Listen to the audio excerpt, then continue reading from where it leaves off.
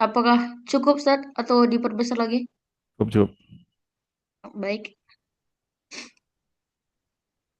Cukup.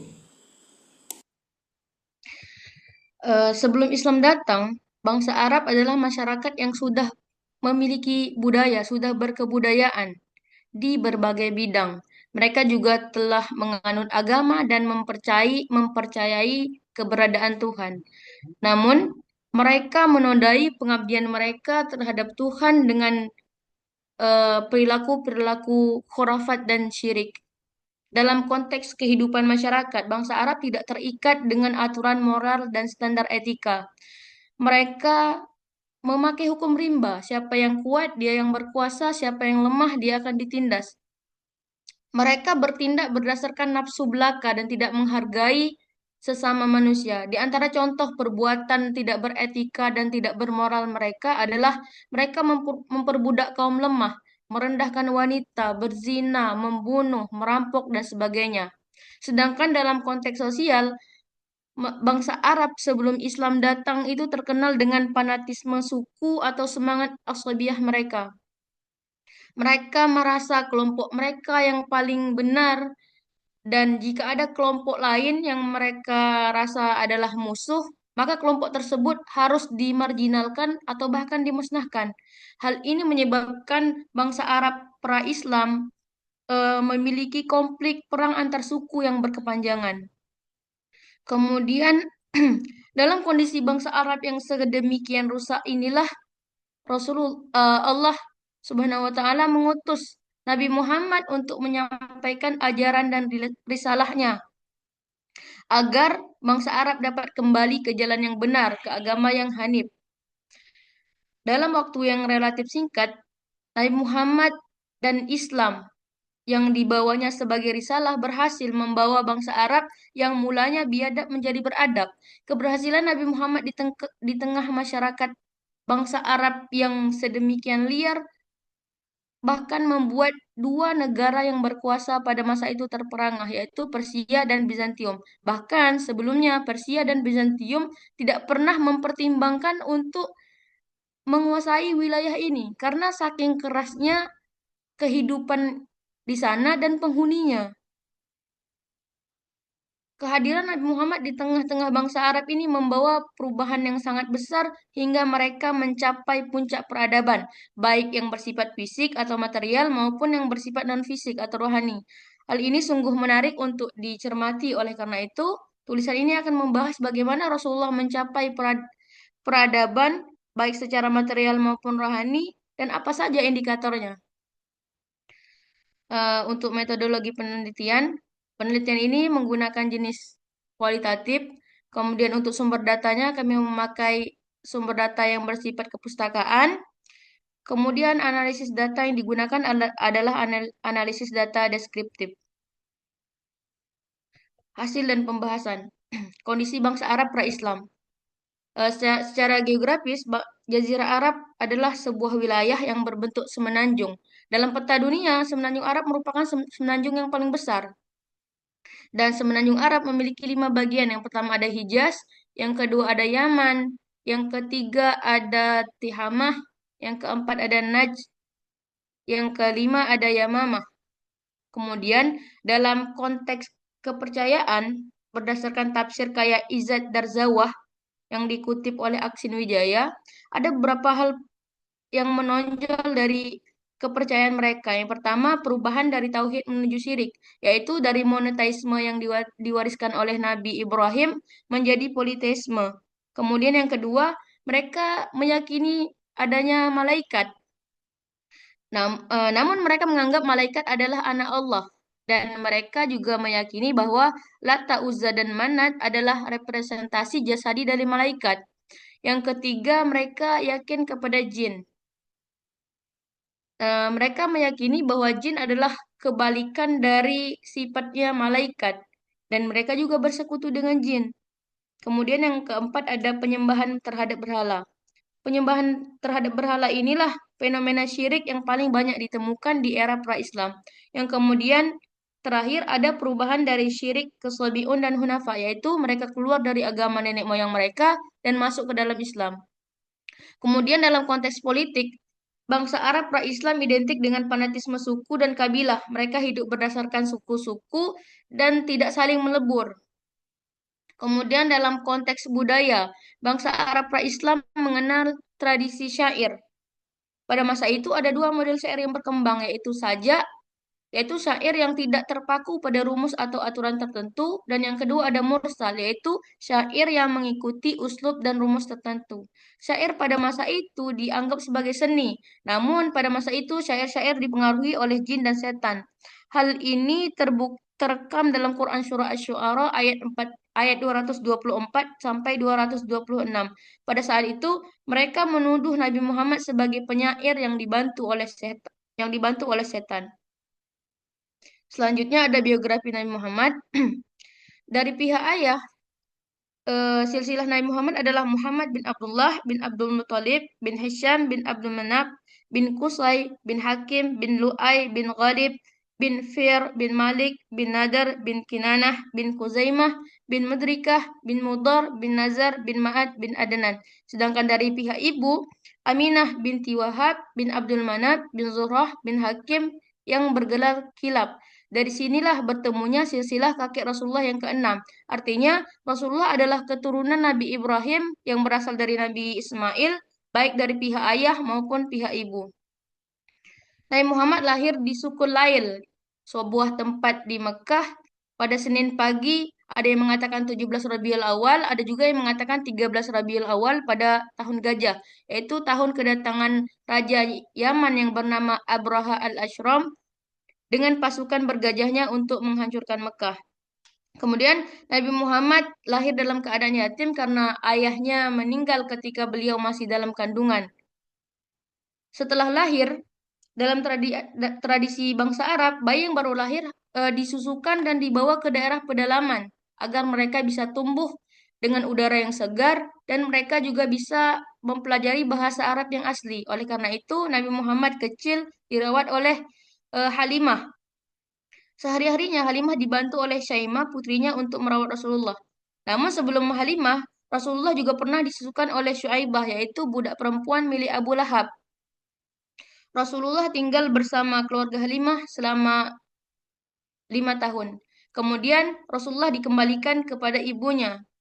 Pada usia 6 tahun, Rasulullah dibawa ibunya untuk mengunjungi peristirahatan terakhir ayahnya di Yastrib, sekaligus bertemu dengan sanak keluarga mereka yang ada di sana. Namun setelah sebulan di Yastrib, Rasulullah dan ibunya kembali ke Madinah. Namun ketika sampai ke desa Abwa, sebuah desa di antara Mekah dan Madinah, ibu Rasulullah wafat dan dikebumikan di sana. Setelah ditinggal wafat ibunya, Rasulullah dirawat oleh kakeknya, yaitu Abdul Muthalib.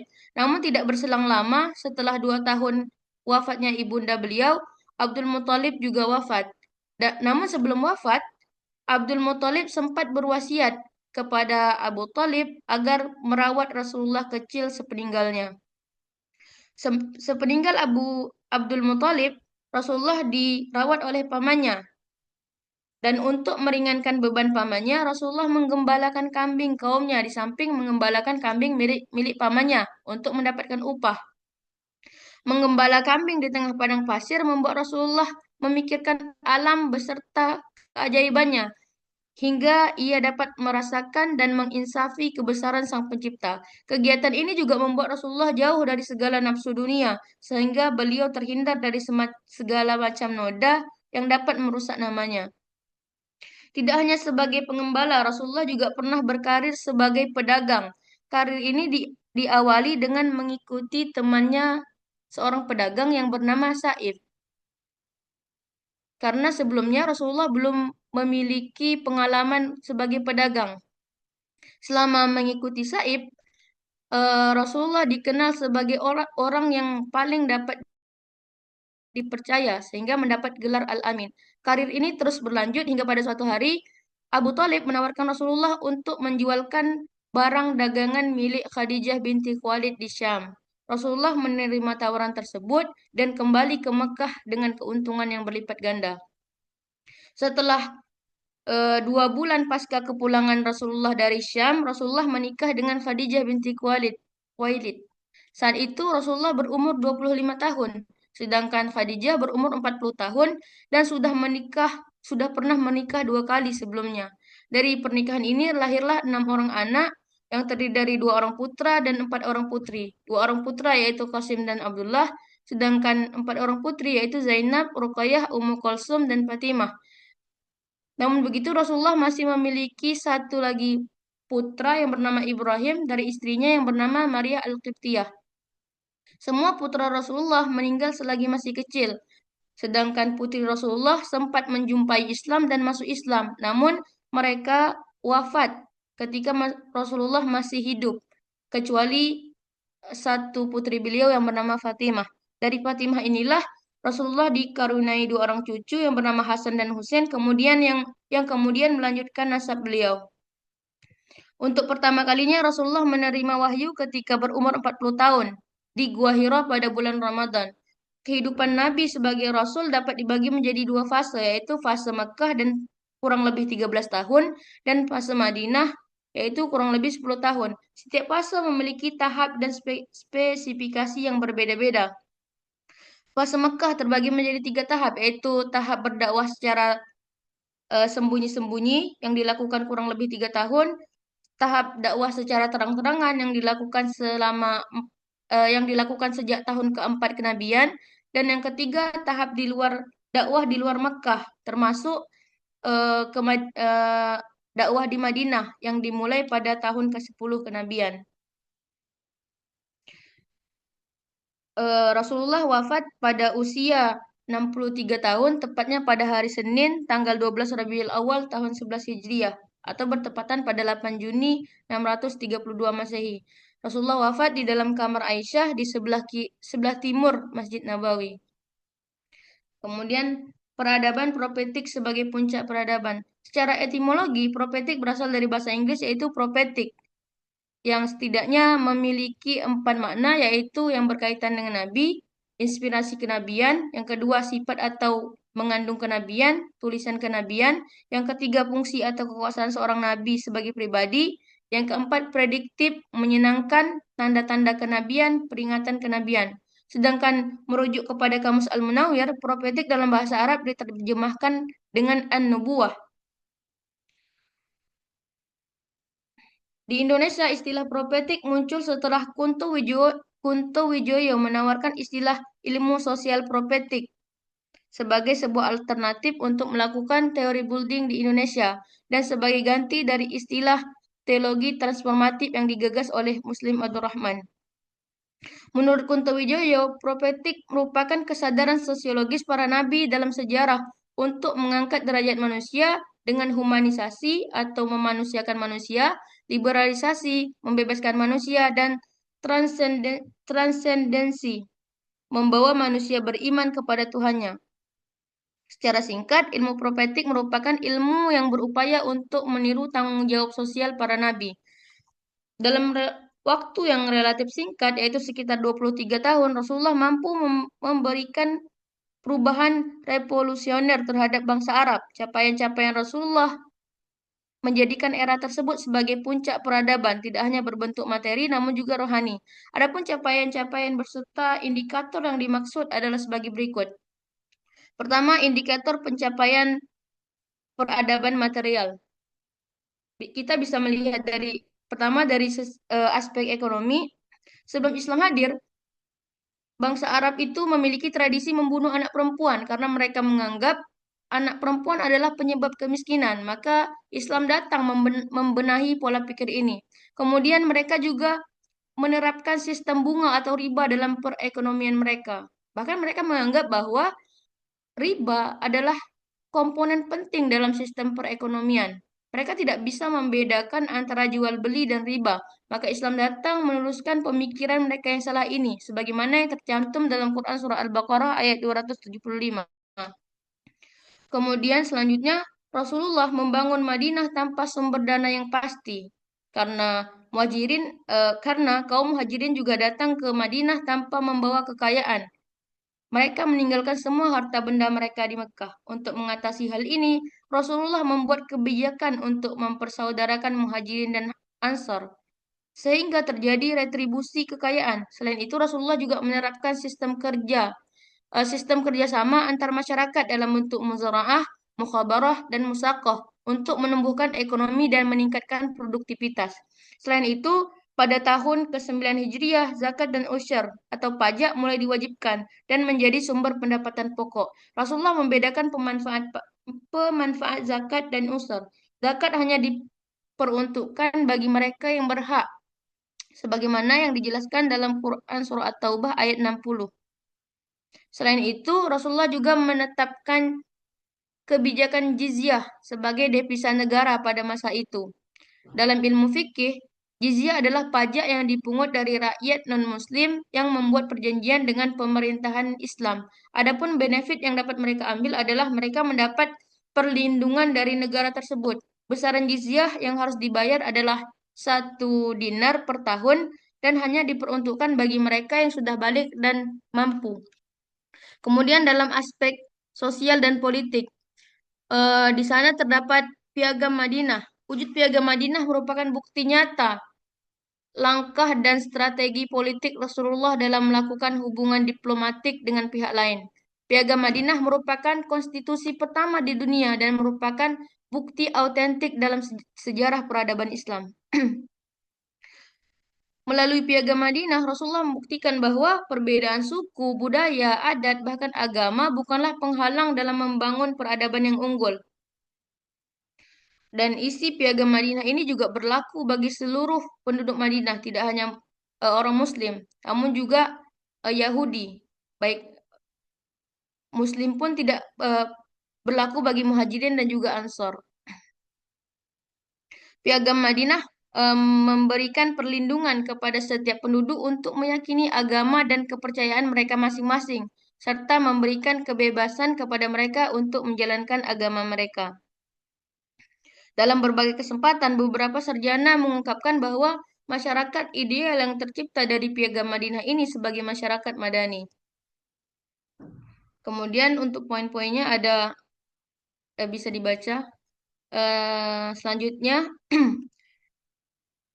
dengan terbentuknya negara Madinah, Islam semakin kuat. Salah satu langkah yang diambil oleh Rasulullah untuk mengendalikan Madinah dan membangun kesatuan internal adalah dengan mempersaudarakan kaum Muhajirin dan Ansar.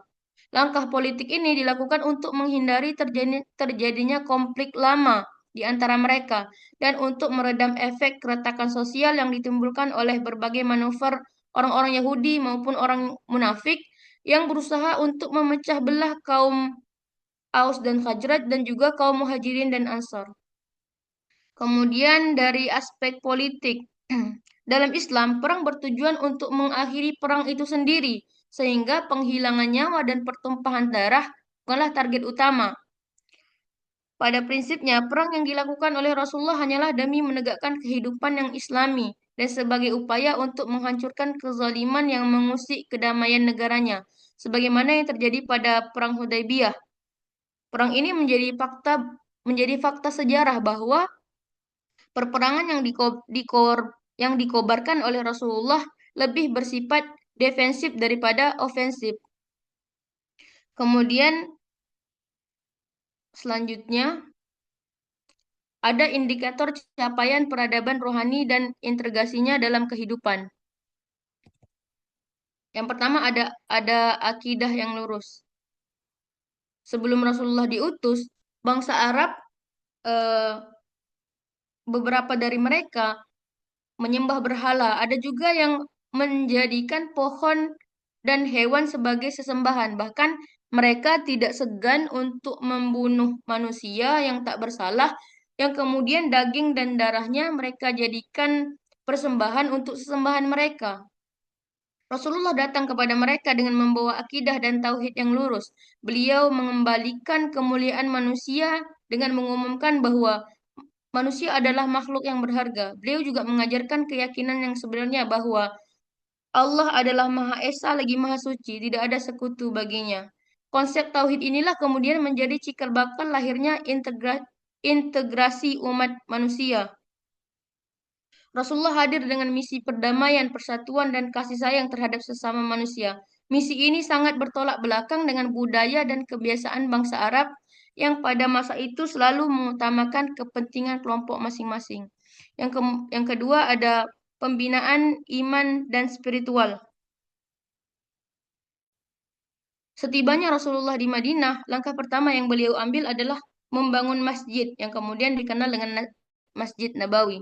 Strategi penguatan yang dilakukan oleh Rasulullah dalam pembinaan iman dan spiritual adalah dengan pemungsian masjid. Pertama, masjid difungsikan sebagai tempat ibadah spiritual dengan diadakannya sholat jamaah. Kemudian yang kedua, masjid dijadikan sebagai sarana pendidikan yang dibina langsung oleh beliau. Salah satu wujudnya adalah khutbah Jumat. Isi dari khutbah Jumat yang disampaikan oleh Rasulullah berupa arahan agar masyarakat memiliki landasan takwa kepada Allah dan menjalankan berbagai kebaikan sesuai dengan nilai Islam. Dan kemudian masjid juga difungsikan sebagai tempat menyampaikan pendapat untuk menyelesaikan permasalahan yang terjadi di masyarakat. Masjid juga memainkan peranan penting dalam hal mempersatukan kaum muslim dan mempererat ukhuwah Islamiyah. Kemudian, begitulah cara Rasulullah mengangkat moral dan spiritual mereka, yaitu membekali mereka dengan nilai-nilai yang tinggi, sehingga mereka menjadi sosok ideal setelah para nabi dan tercatat dalam sejarah peradaban manusia.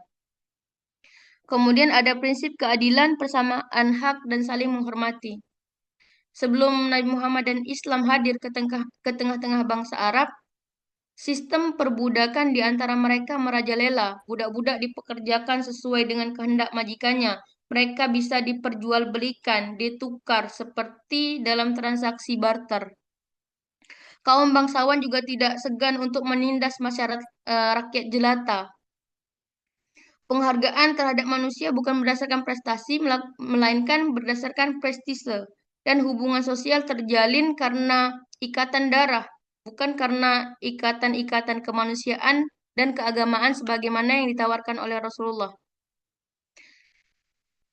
Maka Rasulullah datang untuk menghapus perbudakan dan penindasan tersebut. Rasulullah berhasil mengganti sistem kemasyarakatan pada masa itu. Rasulullah meletakkan dasar-dasar persamaan derajat antara manusia dengan menekankan bahwa semua manusia sama di sisi Allah. Yang membedakan tingkatan derajat mereka adalah tingkat ketakwaan mereka itu sendiri. Kemudian ada pemberdayaan perempuan. Sebelum Rasulullah hadir ke tengah-tengah bangsa Arab, perempuan diletakkan pada posisi yang sangat rendah. Perempuan tidak dihitung sebagai manusia. Mereka dijadikan sebagai barang-barang komoditas. Perempuan dijadikan selir-selir penguasa. Mereka dengan mudah dikawini dan dengan mudah pula diceraikan. Mirisnya lagi, perempuan haid pada masa itu tidak boleh berkumpul dengan keluarga mereka di dalam rumah. Mereka harus tinggal di kandang belakang rumah. Bangsa Arab pada masa itu menganggap bahwa perempuan adalah benda mati yang tidak memiliki hak apapun. Bahkan seorang ayah akan murka ketika mendengar istrinya melahirkan anak perempuan. Tak jarang, meskipun tidak semuanya, bayi-bayi perempuan dikubur hidup-hidup. Kemudian terakhir ada memberantas pesimisme. Banyak manusia yang berputus asa dari rahmat Tuhan dengan berprasangka buruk terhadap fitrah manusia yang suci. Dalam hal ini, sebagian besar agama-agama Timur dan agama Masehi memiliki peran besar. Misalkan di India, mereka meyakini reinkarnasi, yaitu setiap manusia berada dalam bahaya dan tidak mustahil mereka akan mendapat balasan siksa atas perbuatan mereka.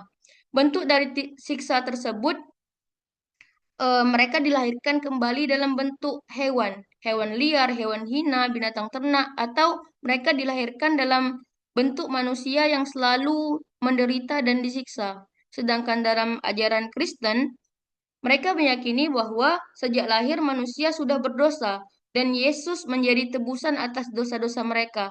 Maka Rasulullah dan Islam datang untuk mengumumkan bahwa fitrah manusia itu bagaikan hamparan yang bersih. Maksiat, dosa, kesalahan adalah hal yang memang wajar dilakukan oleh manusia. Namun begitu, pintu taubat selalu terbuka untuk mereka yang melakukan dosa. Dan manusia hanya dimintai pertanggungjawaban atas amal dan perbuatan mereka masing-masing, sebagaimana yang termaktub dalam Quran Surah An-Najm ayat 38 sampai 41. Baik, itu saja yang bisa saya sampaikan. Mungkin selanjutnya sesi tanya jawab.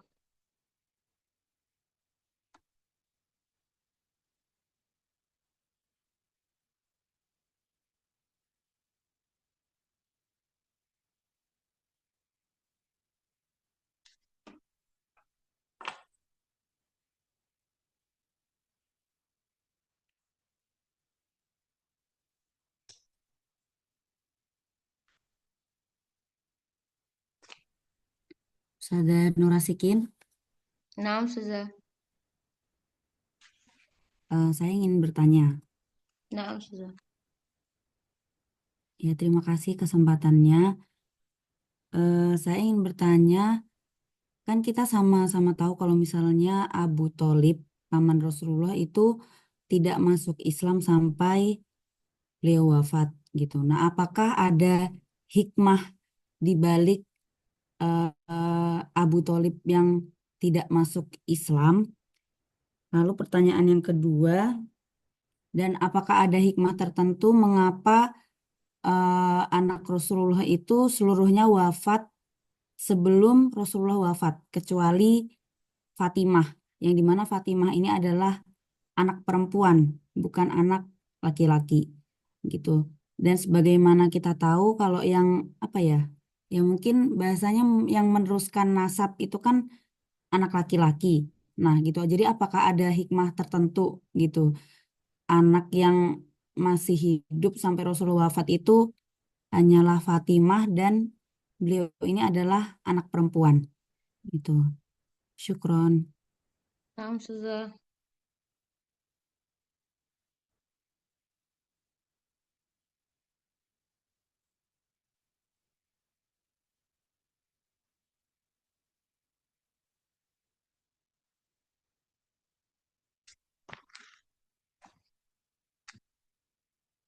Apakah masih ada yang mau bertanya?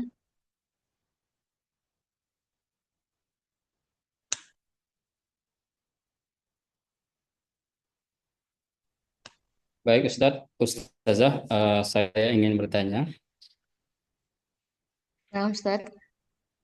Eh, ada sebuah riwayat yang menjelaskan bahwasanya suatu ketika Nabi Shallallahu Alaihi Wasallam itu ditawari oleh Allah Subhanahu Wa Taala untuk menjadi seorang raja sekaligus Rasul atau menjadi seorang hamba Rasul, manusia biasa dan Rasul.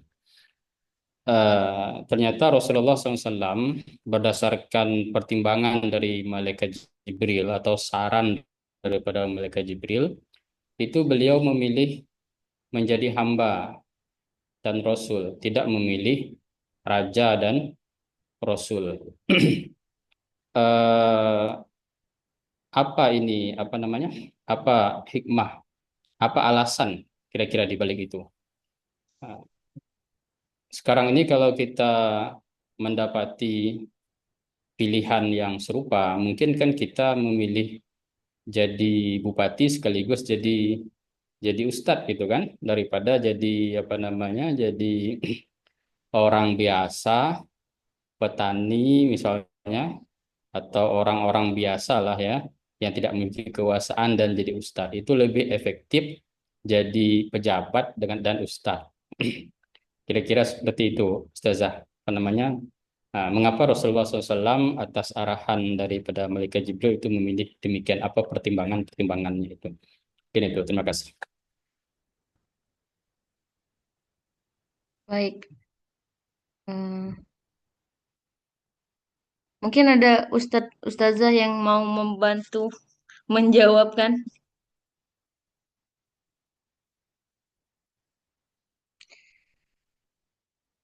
Mungkin saya akan mencoba menjawab pertanyaan Ustazah Joti tentang hikmah dari kenapa Abu Thalib tidak masuk Islam.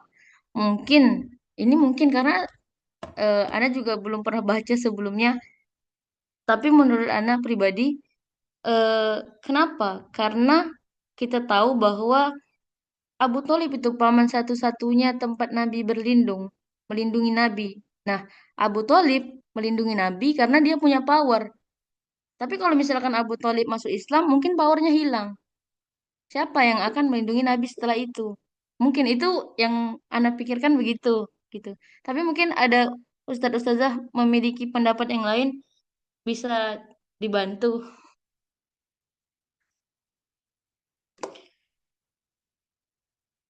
Kemudian untuk hikmah kenapa anak Rasulullah yang laki-laki meninggal dunia pada masa masih kecil, sebenarnya anak kurang tahu Ustazah. Kayak anak belum pernah baca sebelumnya tentang hal itu, jadi gak bisa nah jawabnya. Mungkin ada Ustazah yang mau bantu jawab. Silakan Ustazah. Ini mau coba Oh, bantu. silakan Ustazah dia. Tapi ini juga Ana kalau salah yang mohon dikoreksi.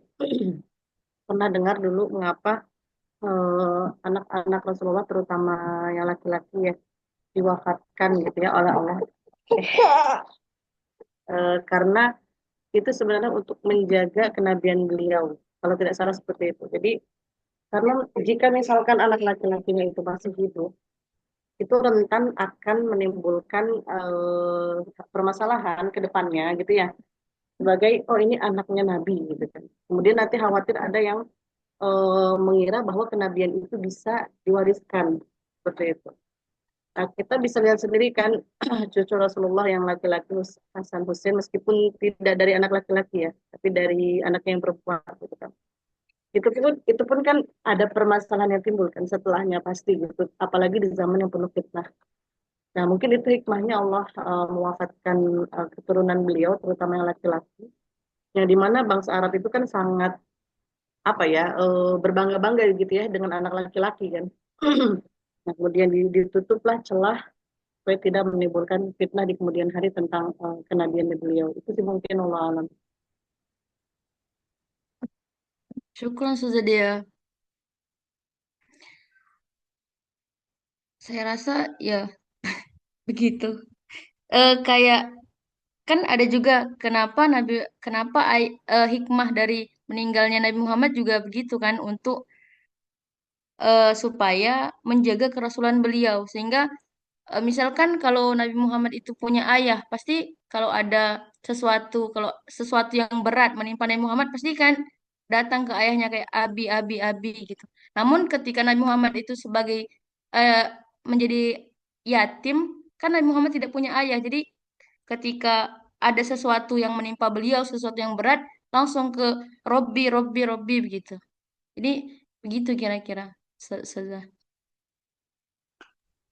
Assalamualaikum, Tat. Waalaikumsalam, Ustaz. Ini Ustaz Masikin, maaf sedikit nambahin tuh masalah Abu Muthalib kan masih apa yang nggak masuk Islam ini. Jadi Nah, saya pernah dengar cerita begini, katanya Abu Thalib dia sebenarnya mau masuk Islam, udah dibimbing sama Rasul, udah dibimbing, cuma dia nggak mau menjawab. Ada bisikan lain dari paman Rasul lain, Abu Jahal katanya, kau jangan tinggalkan agama keyakinan kakek moyangmu katanya. Akhirnya dia berat di situ. Memang itu pada waktu dia mau meninggal ya. Tapi di satu sisi juga pada waktu dia belum meninggal, dia berpijak di dua kaki gitu, apa di dua dua masalah. Dia masuk Islam atau sana. Kalau dia langsung masuk Islam pasti dia jadi musuh juga. Kalau dia tidak Islam, masih di sana, masih berpegang di sebelah kanan ya kan. Di sebelah yang ya, agamanya Abu Jahal ya. Mungkin itu salah satu tameng gitu. Di satu sisi dia mau serang adalah teman, di satu sisi lagi dia adalah pelindung gitu. Jadi di apa double standar lah istilahnya gitu. Itu menurut menurut yang saya ulas kayak gitu, yang saya tahu gitu. Ustadz, mohon maaf kalau salah. ya. Syukran Ustaz. Ustaz Saad. Kemudian silakan Ustaz Furqan. Masih di mute Ustaz. Terima kasih Ustazah atas bahan presentasi yang sudah kami dengar dan kemudian juga salam ta'zim kami kepada Dr. Zakaria Hussein Lubis yang bertindak sebagai dosen pengampu kita. Saya ada dua hal ini. Yang pertama adalah saya kurang sependapat dengan alasan mengapa Romawi, Persia gitu ya, atau juga mungkin peradaban Mesir itu tidak bergerak menaklukkan Jazirah Arab dan kemudian mengeksploitasi wilayah itu. Kalau tadi kan disebutkan karena orang Arab itu terkenal keras gitu ya, kemudian gak beradab gitu ya. ya saya kira lebih nggak beradab lagi orang-orang di Eropa Utara, gitu ya. Bangsa-bangsa Jermania itu lebih nggak beradab lagi, tapi Romawi menguasai mereka sampai ke sampai ke London, gitu ya. Itu artinya sebenarnya bukan karena lebih biadab lagi, gitu ya, lebih nggak beradab lagi mereka sebenarnya dibandingkan orang Arab, gitu ya. Nah, jadi saya kira alasannya bukan itu. Saya menduga ini soal hitungan-hitungan politik dan ekonomi. Jadi di sana miskin resources sebenarnya. Jadi untuk apa menguasai sesuatu yang miskin resources gitu? Ya sumber dayanya miskin. Jadi misalnya di sana nggak ada sumber emas, gitu ya, atau di sana tidak ada sumber misalnya itu pertanian, gitu ya. Jadi dengan demikian maka nggak menarik perhatian gitu. Sama seperti daerah-daerah yang luput dari penjajahan itu kan karena memang dia tidak punya daya tarik gitu. Ya kalau tidak punya daya tarik orang nggak datang, ya akhirnya dia selamat gitu ya. Itu yang barangkali ini yang pertama. Yang kedua, kok saya tidak melihat, karena ini kan sebenarnya puncak peradaban profetik ya. Analisisnya ini harusnya apa ya? Benar-benar heboh nih, kolosal gitu ya. Kok saya tidak melihat kaitannya dengan bagaimana pengaruhnya terhadap secara geopolitik terhadap peradaban yang existing pada saat itu, Romawi, Persia gitu ya, kemudian peradaban Afrika Utara gitu ya. Nah, padahal ini kehadiran Nabi ini menggoncangkan ini sebenarnya gitu ya. Nah, jadi menurut hemat saya mungkin perlu dimasukkan satu sub bahasan gitu ya. Jadi kita kemudian ketika menjelaskan ini sebagai puncak, bukan aja puncak dalam pengertian menurut keyakinan kita, tapi bahwa ini adalah memang gitu ya bagi peradaban umat manusia gitu. Ya, sebentar itu dulu. Terima kasih. Syukran Ustaz.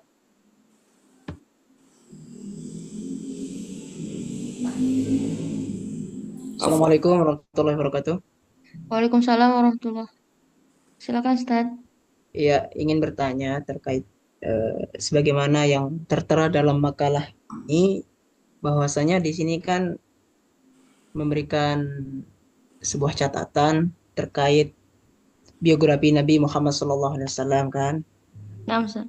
karena disebutkan dari ayahnya, dan seterusnya sampai ke atasnya.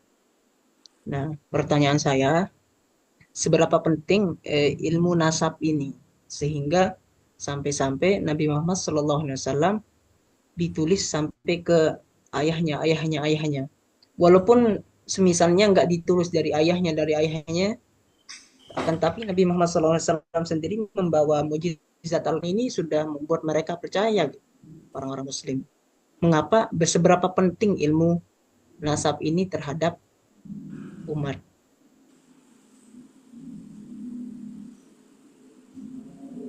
Ustaz.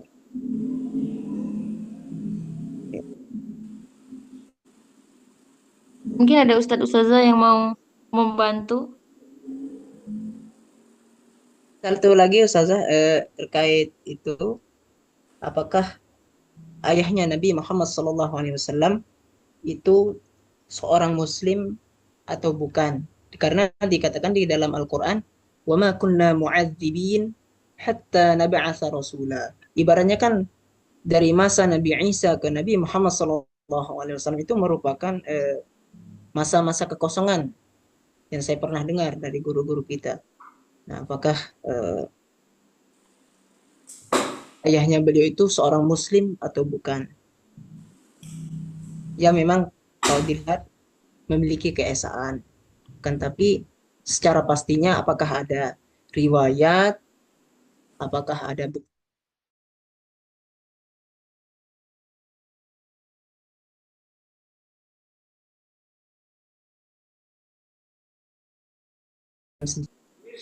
dua itu aja ya. Syukran. Alhamdulillah, nama saya Iwan Batubara, suami Lili Harahap. Nomor HP Lili Harahap ini aja.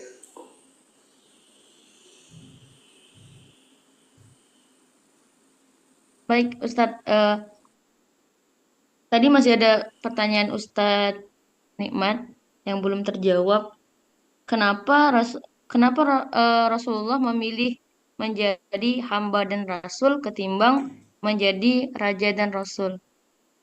Saya pernah baca kalau Rasulullah memilih menjadi hamba dan rasul karena menurut beliau menjadi hamba adalah status tertinggi eh, sebagai makhluk gitu. Jadi status tertinggi seorang manusia adalah menjadi hambanya Allah gitu Ustaz. Mungkin kalau salah bisa tolong dikoreksi Ustazah. Baik, terima kasih Ustazah. Eh, Tambahan pertanyaannya itu untuk zaman sekarang masih relevan nggak pilihan seperti itu? Kalau kita kaitkan dengan konteks zaman sekarang ini, kira-kira pilihan mana yang apa namanya yang paling baik gitu? Seperti yang saya contohkan tadi. Oh, baik Ustaz.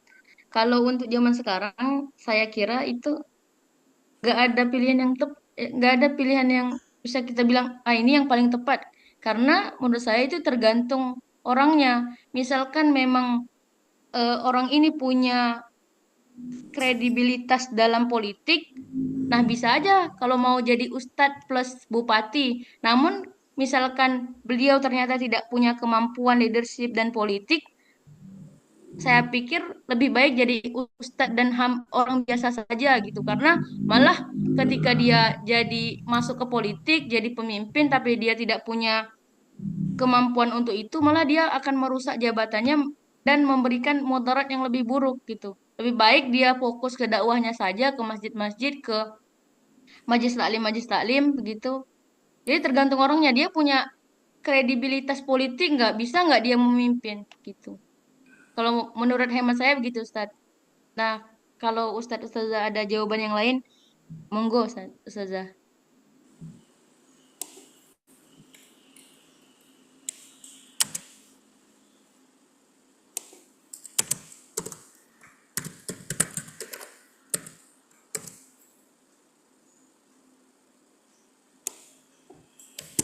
Mungkin boleh menanggapi pertanyaan yang lain, Ustazah? Silakan Ustadz. Tadi ada permasalahan tentang Abu Thalib. Abu Thalib itu apakah wafat dalam keadaan kafir atau beriman sebenarnya? Memang umumnya para ulama itu menganggap bahwasanya Abu Thalib itu wafat dalam keadaan kafir. Tetapi azabnya itu diringankan karena jasa-jasa beliau terhadap Rasulullah SAW. Tetapi ada sebagian yang menganggap Abu Thalib itu selamat nanti di akhirat. Bahkan ada kitabnya itu, ada kitab judulnya Asnal Matalib fi Najati Abi Thalib. Saya kebetulan punya kitabnya. Kitabnya tidak terlalu besar. Itu ditulis oleh Sayyid Zaini Dahlan.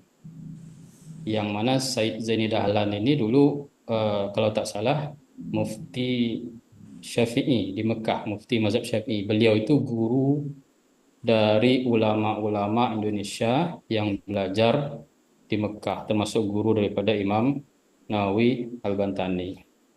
Jadi mengenai imannya Abu Thalib sendiri itu masih ada terjadi perbedaan pendapat. Nah, kalau saya pribadi apa namanya mungkin begini. Jadi Abu Thalib ini termasuk orang yang beriman menurut Allah Subhanahu wa taala. Tapi beliau tidak beriman menurut manusia. Kenapa demikian? Karena beliau sudah memenuhi syarat-syarat atau definisi iman itu sendiri. Ya. Nah, beliau percaya, tunduk dalam hatinya. Bukti beliau tunduk dalam hatinya adalah beliau tidak ada penentangan terhadap dakwah Nabi. Beliau bahkan mendukung menjaga ya melindungi dakwah Nabi. Itu indikasi bosnya beliau dalam hati beliau itu betul-betul beriman, betul-betul tunduk dalam hatinya, walaupun di dalam perbuatan zahirnya itu ya beliau tidak muslim ya, tidak mengucapkan dua kalimat syahadat, tidak melakukan kewajiban-kewajiban Islam yang lainnya. Nah, tetapi dari sisi keimanan itu beliau beriman. Nah, mungkin itu kalau menurut saya, Ustazah. Syukron, Ustaz. Ya, sedikit menambahkan terkait apa yang ditanyakan Ustaz Ni'mat Sabali kepada Ustaz Nur Asikin eh, mengenai lebih baik menjadi hamba Allah atau menjadi raja ya. Memang menjadi hamba Allah itu memiliki nilai spiritual yang sangat tinggi dalam Islam. Dalam banyak ayat Al-Quran Allah menekankan, ya, Allah menekankan pentingnya pengabdian kepada Allah itu. Ya. Misalnya dalam surah Al-Baqarah ayat 21 sampai ayat 22 di sini dijelaskan ya ayuhan nasu ay ahla Makkah wa'budu atau wahidu rabbakumul ladzi khalaqakum, itu sembahlah Allah. Jadi Allah itu tidak memerintahkan kita jadilah raja gitu kan. Wahidu, esakanlah Allah, sembahlah Allah, esakanlah Allah Tuhanmu alladzi khalaqakum, yang menciptakan kalian. Yaitu di sini dikatakan dalam tafsirnya ansha'akum wa lam takunu syai'a. Gitu ya. Yang telah menciptakan kalian. Wa khalaqal ladzina min qablikum la'allakum tattaqun. Dan dia telah menciptakan orang-orang yaitu sebelum kamu agar kamu menjadi orang yang bertakwa. Jadi Allah Subhanahu menurut sepengetahuan saya belum saya pernah mendengar di dalam sebuah ayat, barangkali ustadz yang lain ataupun hadis dikatakan bahwasanya jadilah kalian raja ataupun yang lainnya. Bahkan kita diperintahkan untuk menjadi hamba Allah Subhanahu wa taala yang bertakwa.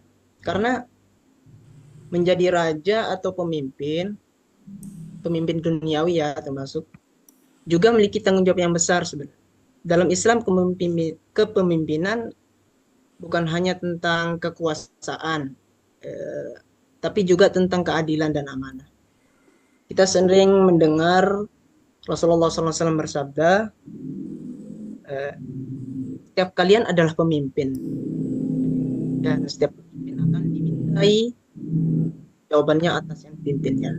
Jadi kalau menurut hemat saya, asalkan dia layak ataupun adil dan amanah, boleh-boleh saja menjadi pemimpin terhadap yang lainnya. Akan tapi kalau masih belum bisa, alias memimpin dirinya saja belum bisa, apalagi memimpin orang lain, sebaiknya menjadi hamba Allah terlebih dahulu, baru dia ke ranah halayak manusia.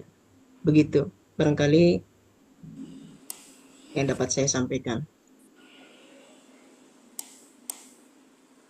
Baik, Terima Ustaz. kasih. Mungkin Syukron. boleh saya tanggapi, Ustazah.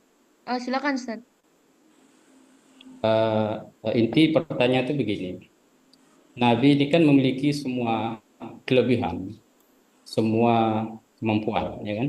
Kalau kita berbicara tentang kita di zaman ini, ya tentu tadi, kan? Tentu kalau seandainya mampu maka silakan, ya kan? Atau lebih baik seperti itu. Kalau tidak mampu maka lebih baik begini. Nah, Nabi SAW kan tidak mungkin kita mengatakan beliau tidak mampu jadi raja, gitu kan? Tentu lebih daripada mampu, ya. Bahkan raja daripada segala raja.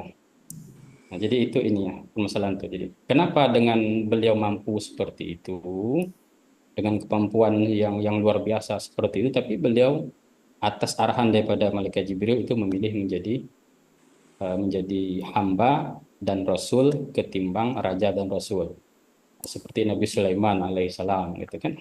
Nah, kalau kita lihat sekarang ini kan lebih ini apa namanya, lebih banyak manfaatnya, lebih mudah untuk berdakwah kalau memegang kekuasaan gitu. Saya kira gitu.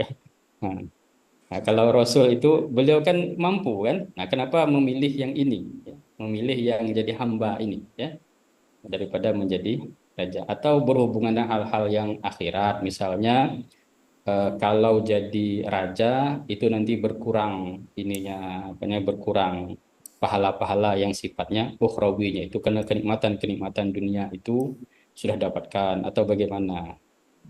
Mungkin itu. Baik, Ustaz. Assalamualaikum. Waalaikumsalam, Ustaz. Budi. Boleh nambah ya, nambahkan ya. Iya, Ustaz, silakan.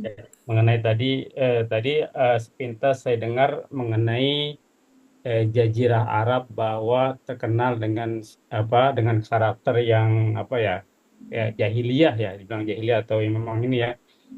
Kalau saya baca di sejarah ya, saya baca fikih syurahnya Dr. Saud LC MA itu. Jadi eh, kata sebut jahiliyah itu seperti kayak macam eh, Abu Jahal disebut jahiliyah, sebenarnya bukan jahiliyah itu dia bukan orang yang bodoh, bukan orang yang memang dia sebut awal itu disebutnya Abu Hakam, orang yang bijaksana. Jadi memang di saat itu Abu Jahal ini bukan orang yang jahil, bukan orang yang bukan orang yang mabok-mabokan, bukan orang yang membunuh sana sini atau yang bagaimana, enggak.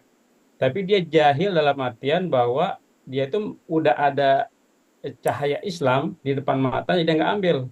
Makanya disebut jahil, jahiliyah kayak gitu, jahil, bodoh, bahasa bodoh. Karena kalau lihat dari letak Jazirah Arab ini, kenapa Allah memilih Jazirah Arab ini menjadi tempatnya diturunkannya wahyu Al-Quran? Karena memang letaknya ini yang strategis ya, antara Persia dengan Romawi, ya di tengah-tengah. Jadi kemajuan kemajuan di Persia dan Romawi ini memang sangat lebih maju ketimbang Arab Saudi ya, dengan Arab. Hanya posisinya Arab Saudi ini lebih bagus dia. Jazirah Arab itu lebih bagus karena tengah-tengah. Nah, adapun adanya penyembahan berhala itu sebenarnya awalnya bukan dari Jazirah Arab. Kalau saya baca di itu fikih syarah itu, dia ini dibawa oleh namanya Abu Lu'lu'ai namanya. Dia dari bangsa Amlik di Syam. Jadi dibawalah itu dibawalah berhala itu ke Ka'bah. Nah, timbullah tuh mulai banyak bertambah. Jadi sebenarnya yang memulai untuk penyembahan berhala itu bukan dari Jazirah Arab awalnya, kalau dilihat sejarah dari suku Amlik itu ya, ada di Syam ya. Dan sebenarnya kalau untuk yang di Arab, di Jazirah Arab itu nggak bodoh-bodoh amat gitu maksudnya. Mungkin karena ini aja mungkin karena letaknya itu ya, dia itu secara ekonomi memang hanya sebatas dia pedagang. Dia nggak ada pertanian juga, nggak ada nggak ada yang lainnya, dia hanya pedagang aja. Sehingga dari Persia dan Romawi nggak menghitung nih, nggak berhitung nggak berhitung dengan Jazirah Arab. Ya, kalau lihat dari segi eh, kemampuan berpikirnya, Jazirah Arab udah bagus dia. Kan. Contohnya kayak macam Abu Sufyan. Abu Sufyan ini dia ini pintar dalam sastra Arab, dia penulis Arab tuh bagus. Maka nanti anaknya Abu Sufyan itu dia salah satu menjadi penulis wahyu Al-Quran karena bagusnya sastra Arab. Ya. Maka kalau dibilang bahwa Jazirah Arab itu kenapa dipilih Jazirah Arab sebagai turunnya wahyu, karena misalnya terjadi kebodohan di sana atau terjadi seringnya mabuk-mabukan jahiliyah begini. Kayaknya kalau lihat dari sejarahnya nggak seperti itu gitu. Mungkin kalau ada teman-teman yang bisa menambahkan boleh ya. Kalau secara sejarah sih karena memang dia bagus aja tempat, karena dia letaknya strategis dan juga adanya Ka'bah, adanya Ka'bah, dan juga dia bagus dalam kesukuan, nasabnya itu bagus, terjaga, dan juga dia menerima tamu dengan baik. Ya, bagaimana beberapa orang jamaah haji datang ke sana, dia terima dengan baik, ya diservis dengan baik. Maka Raja Abraha kan sampai dia kesal kan, mengirimkan pasukan gajah untuk menyerang Ka'bah. Nah, mungkin ini perlu paradigma ini perlu bahwa eh, wahyu diturunkan Al-Quran di Jazirah Arab karena Arab itu membunuh pemabok. Nah, itu mungkin agak dirubah mungkin mindsetnya, bahwa Jazirah Arab itu dipilih oleh Allah menjadikan tempatnya turunnya wahyu karena adanya Ka'bah di sana, lalu bangsa Arab yang memang memuliakan tamu, dan juga dia letaknya strategis untuk berdakwah. Karena kan dia kalau dia letaknya di di Jawa Barat mungkin ya, di pojok mungkin tuh dakwahnya agak susah, ya kan? Tapi kalau di Jazirah Arab kan ya gampang tuh, bisa ke Persia, bisa ke Romawi, bisa kemana-mana ke negara-negara yang gampang, karena dia di tengah-tengah pusat sentral peradaban. Mungkin itu saja yang bisa saya sampaikan mengenai, karena tadi saya dengar kayaknya, wah ini kok bangsa sejajar kok kesannya apa gimana gitu, ya sana dipilih dipilih sebagai turunnya Wahyu, kesannya eh, jahil banget gitu. Mungkin ada yang bisa menambahkan, silakan. Ya, Assalamualaikum warahmatullahi wabarakatuh. Baik, syukur Ustadz Budi atas tambahannya dan insight-insightnya. Tat, sebentar, Tat. Saja, nambahin sedikit nih. Ya, Ustadz silakan. Saya mendengar sebelum adanya Muhammad ya, sebelum peradaban Islam, sebelum ada Islam masuk itu Arab tuh paganisme. Paganisme itu penyembah patung segala macam di situ. Itu ada dari Irak, Syam situ. Terus Yaman juga seperti itu, ya kan? Ya Yaman terus masuk dari Romawi, penyebaran Nasrani masuk ke Yaman dulu. Pada waktu Arab belum maju, Arab cuma lintasan aja. Sebelum Islam ya, sebelum Islam masuk, hanya pelintasan orang-orang Yaman untuk pergi ke Syam. Nah, akhirnya terus selalu mampir di Mekah itu. Nah, di Mekah terjadi ziarah lah. Orang pada berziarah di situ. Juga dulunya Mekah itu sebenarnya dulunya juga tempat penyembahan patung juga. Paganisme, sumpah juga di situ. Terjadi undian-undian di situ. Pernah diundi kalau punya anak Abdullah akan gimana-gimana dimatikan atau gimana ya kan. Akhirnya nggak jadi sampai ditukar dengan onta 100. Itu terjadi seperti itu. Itu yang dibilang bodoh penyembahannya. Penyembahan pada waktu bukan bodoh secara pikiran ya. Artinya benar juga tadi kata Pak Budi bilang. Setelah Islam masuk kok nggak langsung pindah gitu. Itu bodohnya, bukan masalah pinter-pinter. Raja Abraha juga dulu kan sebenarnya dari dia menguasai Yaman tuh setelah terjadi pemberontakan orang-orang Nasrani yang ada di orang-orang paganisme di Yaman, terjadi pemberontakan terus akhirnya dimenangkan oleh Abraha. Abraha di situ punya kekuasaan Abraha, terus akhirnya dia ada punya rasa iri, dia buat sembahan dari lebih bagus ya, Ka'bah, tetap orang masih arah ke sana. Itu kan keekonomian kan, akhirnya kalah persaingan ekonomi. Akhirnya Abraham menyerang situ pada zaman Abu Thalib, dia nyerang ke Mekah gitu. Nyerang ke Mekah. Nah, itu pada tahun Gajah, itu lahirnya Nabi Muhammad SAW itu. Jadi bodohnya bukan bodoh pikiran, memang mereka udah pintar punya suku ya kan. Abu Thalib pada waktu itu pelayan untuk tamu-tamunya, orang yang ziarah, memberikan air, memberikan makanan. Abu Thalib orangnya kayak gitu. Dan Abu Thalib juga sebenarnya ibunya orang Yasrib. Ibunya tuh Hashim itu nikah sama orang Yasrib. Punya apa namanya, ibunya Salman kalau salah. Salman binti Amr, orang Yasrib. Itu suku Karat di Yasrib. Nah, itu pada waktu itu setelah dia Hashim meninggal, dibawalah anaknya namanya Abu Thalib, dibawa lah. Namanya juga asli bukan Abu Tasrid. Terus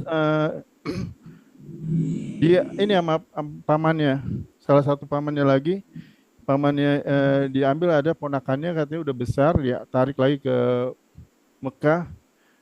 Terus sampai terjadi perang juga sebenarnya, karena harta pamannya itu, hartanya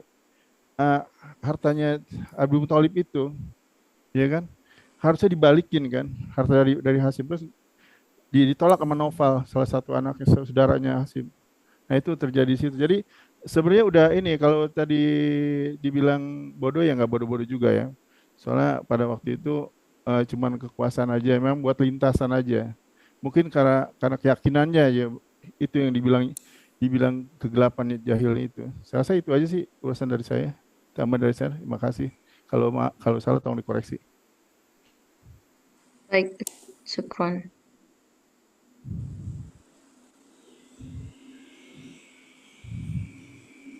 Eh, tadi izin menjawab pertanyaan dari Ustadz Yusron tentang seberapa penting ilmu nasab ini terhadap umat. Mungkin kalau menurut saya, kalau misalkan kita ini nggak tahu nih nasabnya Rasulullah gitu. Nah, bisa jadi orang-orang bisa memalsukan nasab itu dan muncul lagi fitnah-fitnah dari kelompok-kelompok yang nggak suka sama Islam seperti orientalis dan sebagainya. Dengan mengetahui nasab ini kita kan jadi terjaga nasabnya Rasulullah. Terus kita juga tahu bahwa Rasulullah ini memang benar-benar eh, keturunan orang yang baik-baik dari awal sampai ke beliau itu. Gitu. Kemudian apakah ayah Nabi Muhammad itu Muslim? Nah, kalau misalkan Muslim yang dimaksudkan adalah Muslim yang setelah Islam datang dengan Rasulullah, maka beliau tidak masuk dalam kategori Muslim. Namun kan ayah beliau hidup di masa fatrah, masa kekosongan. Dan juga ayah beliau adalah orang yang beriman kan sebelumnya kan bangsa Arab juga ini mereka mengikuti agamanya Nabi Ibrahim gitu. Kalau Muslim yang dimaksud adalah mereka mengikuti agamanya Nabi Ibrahim, ya maka bisa dikategorikan Muslim. Namun jika Muslim yang dimaksudkan adalah Muslim yang dibawa oleh Nabi Muhammad, maka belum karena ayahnya beliau meninggal ketika Nabi Muhammad masih di dalam kandungan begitu, Ustaz. Kira-kira. Syukron, Ustaz.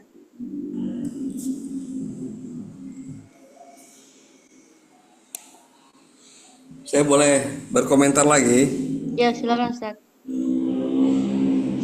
Ya, ini jadi memang tadi sebagaimana juga ditambahkan oleh Ustadz ini ya Ustadz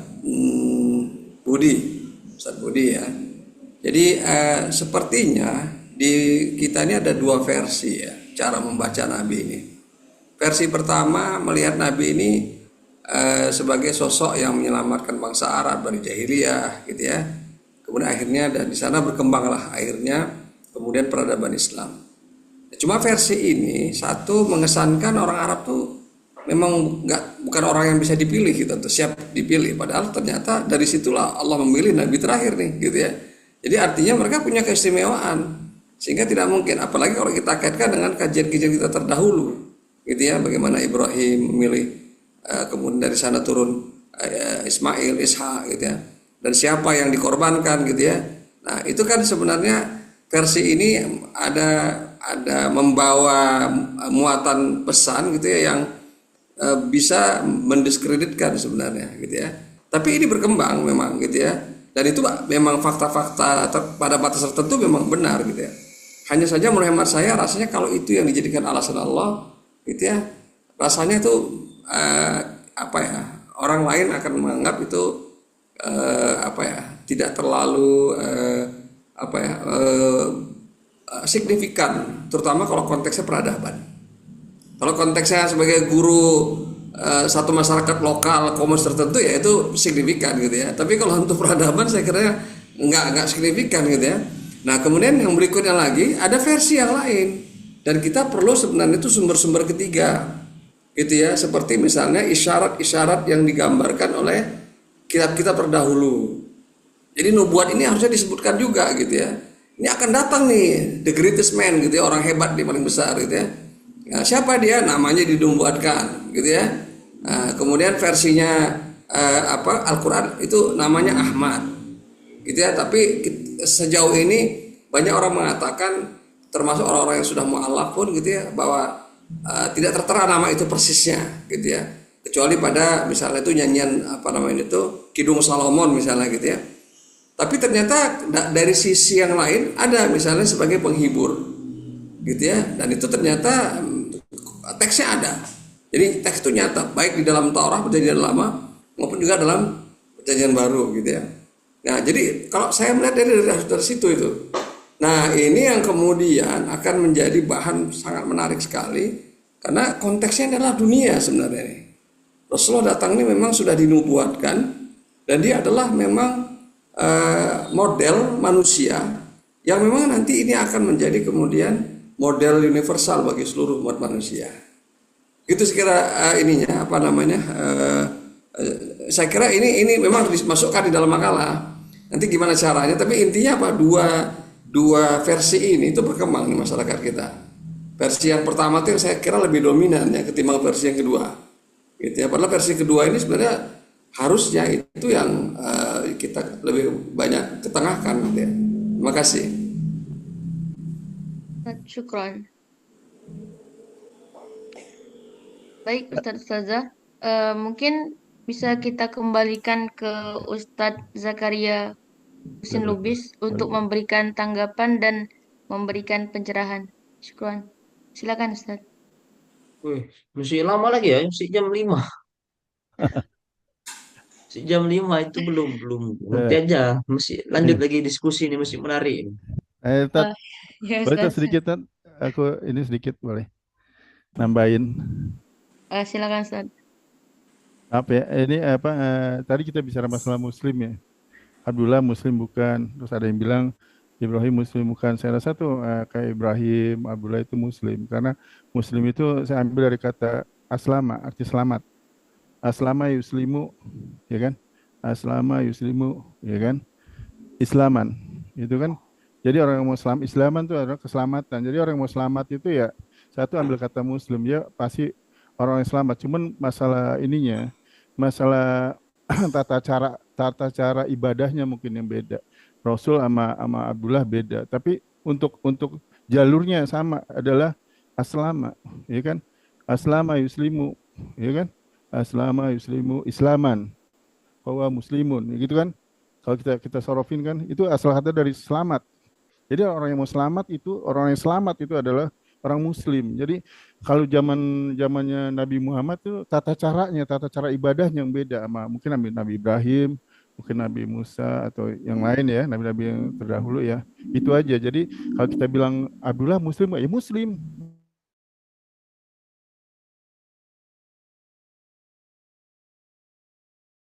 Silakan yang lain. Gitu aja, cuma segitu ya. Assalamualaikum. Mungkin boleh menambahkan lagi Ustazah Silakan Ustadz. mengenai ayah ibu Nabi Sallallahu Alaihi Wasallam apakah Muslim atau bukan. Tadi menurut saya penjelasan dari Ustazah Nur Asikir tadi sudah luar biasa ya. Artinya kalau Islam secara definisi sekarang ini ya tidak seperti itu ya kan. Definisi Islam yang sekarang yang setelah Nabi Muhammad turun itu kan ya apa namanya tidak mencakup ayah ibu Rasulullah SAW.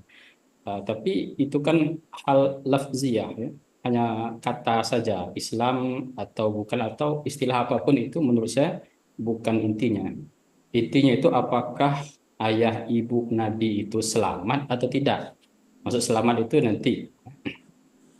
Maksud selamat itu nanti ya. Apakah dia itu dikategorikan orang beriman? Kalau orang beriman ini kan pasti dijamin masuk surga. Ada jaminan pasti masuk surga. Cuman masuk surganya kapan? Nah itu yang kita nggak tahu kan karena kita bukan panitia surga. Ya kan?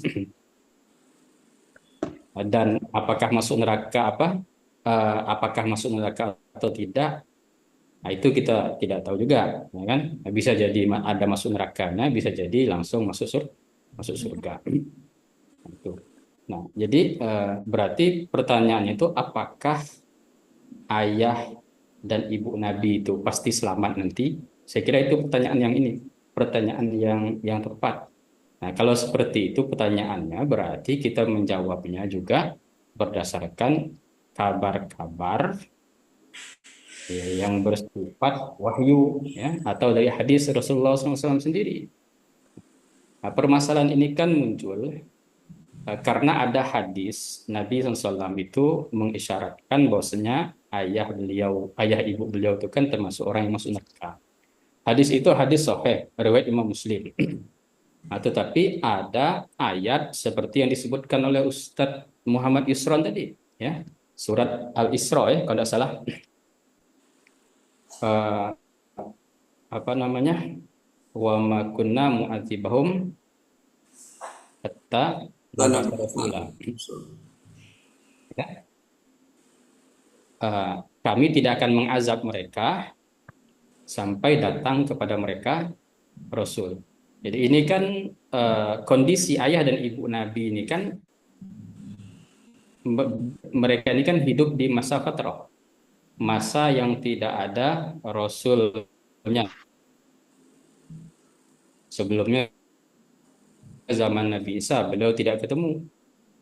Nabi Isa juga tidak diutus untuk orang Arab, untuk Bani Israel. Kemudian zaman Rasulullah anak beliau tidak ketemu juga, ya. Berarti beliau ini termasuk ahlul fatrah, ya kan? Nah, hukum ahlul fatrah ikut ayat tadi. Berarti selamat nanti di akhirat. Selamat termasuk kategori orang yang beriman. Nah, tapi muncul pertanyaan, ini kok ada hadis riwayat Imam Muslim yang mengatakan ayah ibuku masuk neraka, ya, sama seperti ayah ibu para sahabat.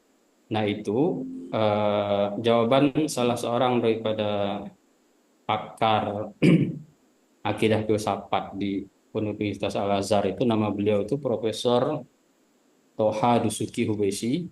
Nah, beliau sebut hadis itu syadz. Kenapa syadz? Karena bertentangan dengan yang lebih kuat darinya, yaitu Al-Quran. Kita ketahui dalam ilmu hadis, hadis yang kuat bertentangan dengan yang lebih kuat itu disebut hadis syadz. Yang lebih kuat disebut hadis sahih, hadis mahfuz.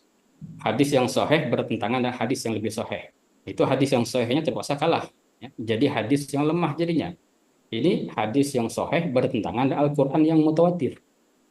Mutawatir itu sudah nggak bahas masalah sanad lagi, karena sudah pasti dijamin kebenarannya ini, ya. Nah, kalaulah hadis dengan hadis itu apa namanya jadi tidak sahih, apalagi hadis bertentangan dengan Al-Quran. Maka apa namanya itu cara untuk ini itu namanya tarjih, ya, metode tarjih, karena nggak mungkin untuk menggabungkan dengan metode al-jamu, maka dengan metode tarjih. Jadi terpaksa hadis itu dikalahkan karena bertentangan dengan yang lebih kuat, yang lebih mutawatir. Itu tanggapan untuk masalah tadi. Kemudian masalah jahiliyah, masalah jahiliyah itu saya setuju dengan apa yang disampaikan oleh para asatidz tadi, ya. Sebenarnya yang dimaksud jahiliyah itu bukan bodoh, idiot, tidak bisa apa, ya. Orang Arab ini terbukti pintar dalam syair, memiliki zauk atau apa namanya bahasa Indonesianya itu apa, perasaan, ya, intuisi, ya, yang tinggi gitu.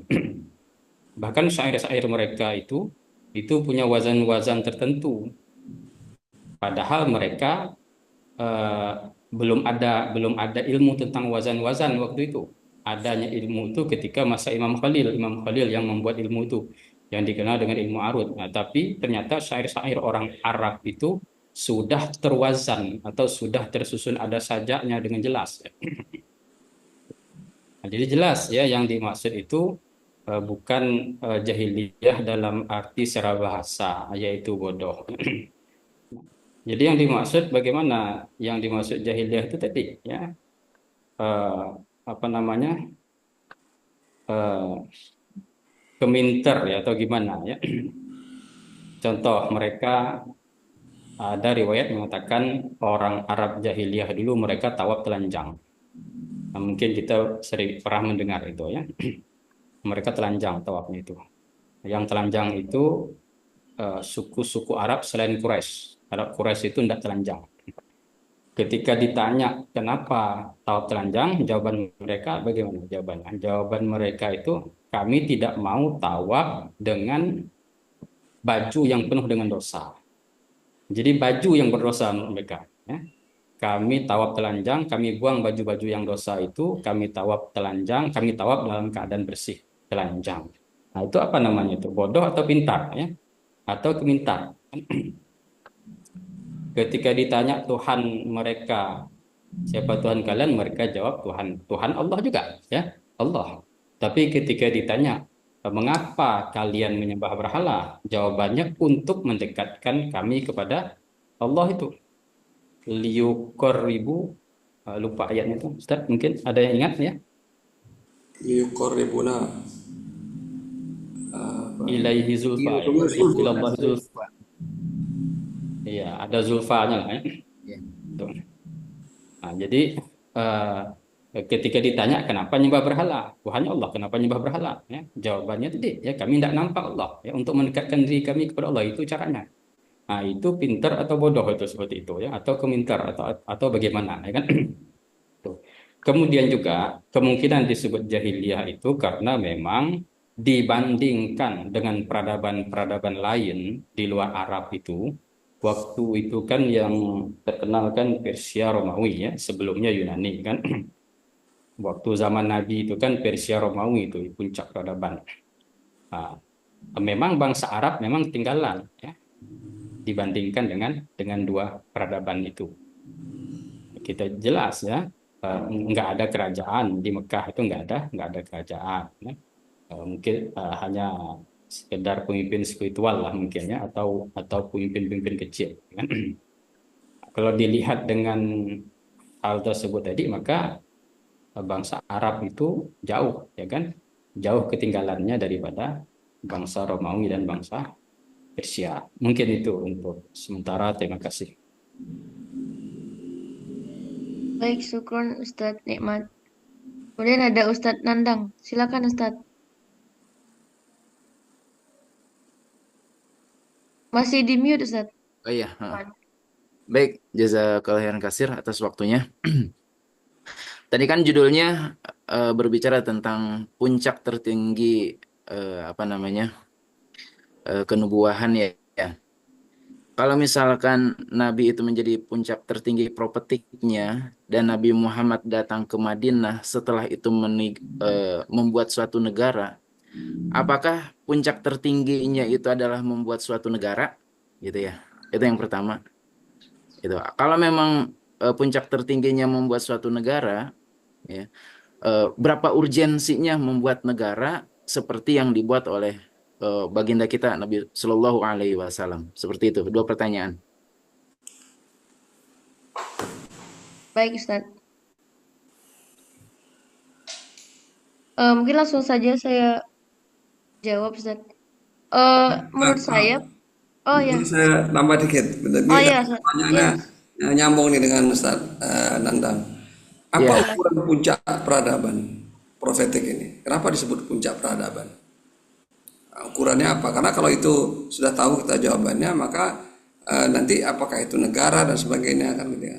Misalnya gini, puncak peradaban Islam itu atau peradaban profetik ya, itu adalah ketika turunnya Quran. Berarti tidak harus adanya negara atau apapun gitu, itu tidak menjadi syarat yang kemudian utamanya, tapi itu syarat pelengkap saja gitu.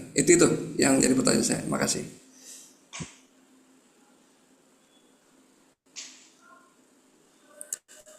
Baik Ustadz, mungkin langsung saja. Apakah puncak profetik itu membuat negara? Menurut hemat saya bukan. Puncak profetik, puncaknya itu adalah peradaban itu ketika Nabi Muhammad mampu merubah peradaban yang sudah saya jelaskan tadi, meskipun ada yang bilang enggak begitu, maksudnya tidak sejahiliyah itu atau tidak serusak itu bangsa Arab, tapi berdasarkan yang saya baca begitu, Nabi Muhammad yang mampu membawa bangsa Arab yang serusak itu menuju bangsa Arab yang berbeda, yang dari mereka tidak beradab menuju mereka yang lebih beradab gitu. Puncaknya itu. Nah, untuk ukurannya apa?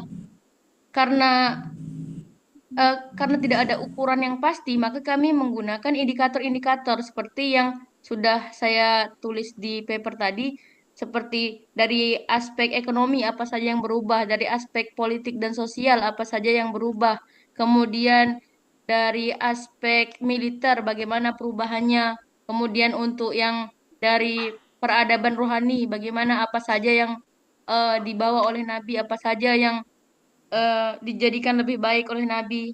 Gitu Ustadz kira-kira. Mungkin kalau Ustadz atau Ustazah ada pendapat yang lain, silakan. Ustadz ini saya mau nambahkan nih. Oh, silakan Ustadz. Assalamualaikum. Ini masalah agama sama negara itu nggak bisa dipisahkan. Agama butuh negara, negara butuh agama. Perkembangan agama tanpa ada negara akan kisruh. Negara juga kalau tidak ada agama akan kacau. Makanya dua kekuatan itu antara agama dan negara itu adalah saling bersatu. Di mana ada negara, kalau nggak ada agama, nggak ada keyakinan, pasti berantakan. Begitu juga, agama nggak akan bisa berkembang kalau tidak dikuatkan oleh tatanan negara. Tatanan negara ya berupa yang lain-lain, keamanannya juga ekonomi segala macam itu kan dibungkus oleh tatanan negara kan. Jadi dua kekuatan. Jadi puncaknya peradaban itu ya itu adanya kekuasaannya Nabi Muhammad sampai di mana pengembangan agamanya dan agamanya tersebar karena keamanannya ya waktu di Madinah mungkin ya. Waktu ya tentu gangguan pasti ada. Kalau agama disebarkan tanpa ada kekuasaan susah. Kita lihat belajar dari Wali Songo dulu. Wali Songo juga dulu dia waktu menyebarkan agama dia sama pemimpin setempat deket dia gitu. Pemimpin setempat dekat supaya menyebarkan gitu. Makanya kalau ada di pemerintahan pasti ada namanya Departemen Agama ya kan, nggak ada Departemen Agama yang ngurusin agama-agama segala macam. Jadi hemat saya ya ini saya hanya menambahkan aja. Jadi kekuatan agama harus dilengkapi dengan kekuatan agama negara itu. Dua yang tidak bisa dipisahkan. Itu aja menurut saya. Ini saya baca dari bukunya Gus Dur. Seperti itu. Baik, Ustadz. Syukron. Terima kasih. Kemudian ada Ustadz Budi. Silakan Ustadz. Ustadz Budi. Ya, saya hanya ini aja Pak, menengahkan ya. Tadi memang kan saya belum sempat kontribusi untuk jawab masalah masalah yang ayahnya orang tuanya Nabi itu non atau bukan gitu kan. Jadi ini membuat saya tuh, oh ya, berpikir juga sih. Jadi memang gini, saya ambil dua jalur aja. Jadi pendapat pertama dan pendapat kedua. Memang kalau yang pendapat pertama mengatakan bahwa bapaknya orang tuanya Nabi Muhammad itu ya nggak masuk neraka karena dia di zamannya Fatrah ya, tidak adanya kenabian di mana waktu itu kan Nabi Ibrahim itu ke Nabi Isa aja itu kurang lebih 1900 sebelum Masehi. Dan lalu zaman dari Nabi Isa ke Nabi Muhammad itu 571 tahun kan setelah Masehi. Kan lama sekali itu jaraknya kan. Dan juga ada tadi dikatakan bahwa ada hadis dalilnya dari Al-Quran surat Al-Isra ayat 25 ya yang dikatakan oleh Ustadz Sabili dan Ustadz Furqan mengatakan bahwa Al-Isra ayat 15 dalilnya mengatakan bahwa ayahnya orang tuanya Nabi Muhammad itu nggak di neraka karena ada dalil khusus tuh wa ma kunna mu'annabina hatta ba'atha rasulan ya, dan tidaklah kami mengazab kecuali setelah mengirim seorang rasul. Quran surat Al-Isra ayat 15. Nah, adapun yang pendapat kedua itu pun punya dalil juga yang kuat dia ya. Apa dalilnya? Dalilnya dari hadis riwayat Muslim itu, aku meminta izin kepada Tuhanku ya untuk memintakan ampunan buat orang tuaku ya. Namun dia tidak mengizinkan aku ya. Aku meminta izin untuk menziarahi kuburnya, aku pun diizinkan ya. Nah, pendapat kedua inilah yang dipegang oleh yang mengatakan bahwa orang tuanya Nabi Muhammad itu di neraka karena waktu Nabi Muhammad ingin mendoakan orang tuanya nggak diperbolehkan oleh Allah ya, bolehnya kalau menziarahi boleh. Namun pendapat ini pun ditentang juga oleh pendapat yang pertama bahwa nggak begitu dong pendapatnya, karena juga ada seorang yang punya hutang sama Rasulullah nggak disolatkan, bukan berarti dia kafir, tapi Nabi Muhammad nggak menyolatkan bukan karena dia kafir, tapi memberikan contoh kepada kita ya, namun tetap disolatkan oleh sahabatnya ya. Nah inilah jadi memang di sinilah sisi inilah yang memang kita ini sebagai orang yang beriman ini dan juga pengikut Nabi Muhammad SAW dan juga cinta kepada Nabi Muhammad SAW ini, maka memang ini daerah-daerah yang memang krusial, yang sangat riskan, bahaya ya, bahaya. Memang sebaiknya buat kita nih untuk segera menutuplah diskusi masalah yang memang membuat apa, oh orang tuanya Nabi Muhammad masuk neraka, itu kita tutup tuh. Ya, itu bahasa itu bukan ranah kita untuk ke sana. Biarlah Allah nanti Subhanahu wa taala yang memang menilai apakah apakah orang tuanya Nabi Muhammad itu masuk neraka atau enggak, itu ranahnya Allah Subhanahu wa taala. Hanya kita sebagai umatnya bersangka baik, ya, bersangka baik bahwa orang tua Nabi Muhammad insya Allah masuk surga. Karena kita cinta kepada Nabi Muhammad Shallallahu Alaihi Wasallam. Paling itu aja. Nah, terima kasih. Syukron Ustaz. Ya. Kemudian terakhir Ya, terima kasih Ustazah. Saya izin menambahkan tadi menanggapi yang disampaikan yang ditanyakan oleh Ustaz Nandang ya.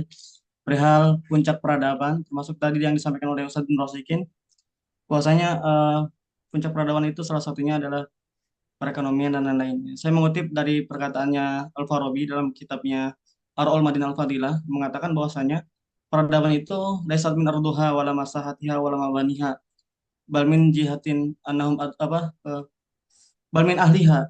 Nah, jadi peradaban itu tidak lihat dari luasnya suatu daerah, kemudian infrastrukturnya, ekonominya, tetapi dari manusianya, manusia yang ada di dalamnya. Bal min jihatin annahum ajham bal min jihatin annahum nufus. Ya, jadi tidak dilihat dari manusianya pun, tidak hanya dilihat dari raganya, tetapi dari jiwanya.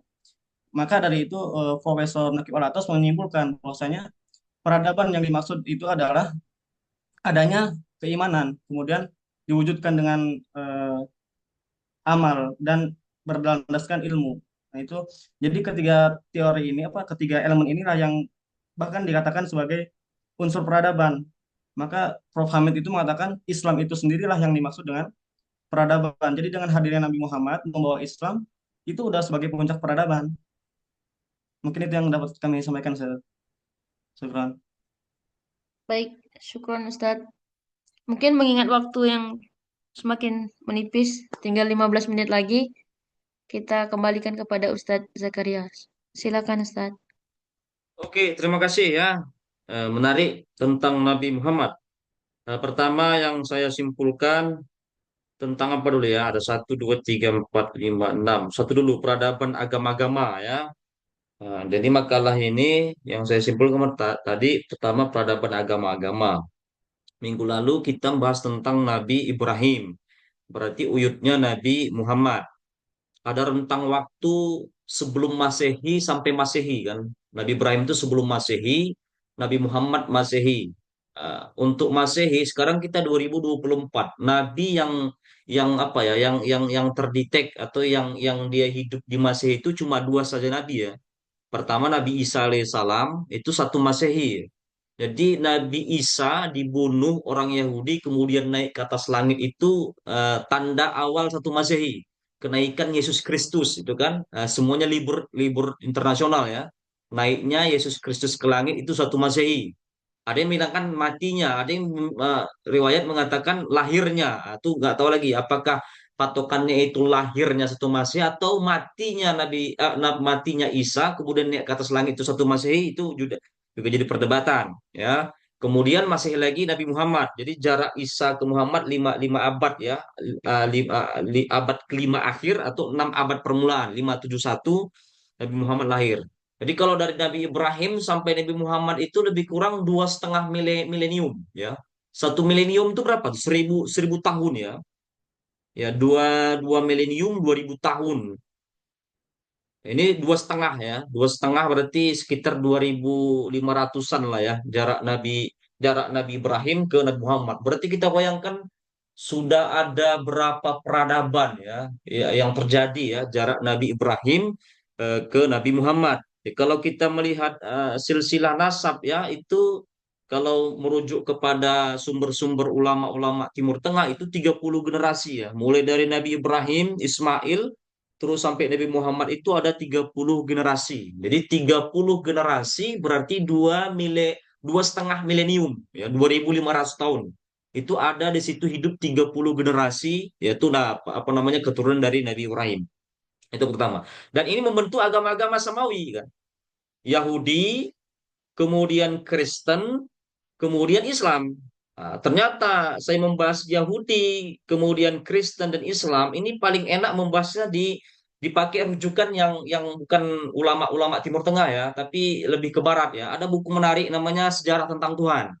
Nah, saya share lagi. Saya juga ada ya bukunya saya beli, tapi ini bisa di-download juga di sini. Nah ini, ini pengarangnya Karen Armstrong. Ini judulnya Karen Armstrong. Ini membahas tentang dari Nabi Ibrahim, ya agama-agama samawi, judulnya Sejarah Tuhan. Kisah pencarian Tuhan yang dilakukan oleh orang-orang Yahudi, Kristen, dan Islam selama 4.000 tahun, kan? Mulai dari Nabi Ibrahim, ya, sampai Nabi Muhammad. Nah, karena dia ini Yahudi, Kristen, dan Islam. Nah, langsung saya ke petanya. Ini daftar isinya, ya. Daftar isinya memang berkaitan sekali dengan makalah kita yang minggu-minggu sebelumnya, ya. Tuhan yang satu itu mungkin peradaban Nabi Nuh. Ya intinya memang dari dulu yang namanya manusia itu mempercayai tetap ada suatu kekuatan yang besar ya, kekuatan yang besar itu satu ya.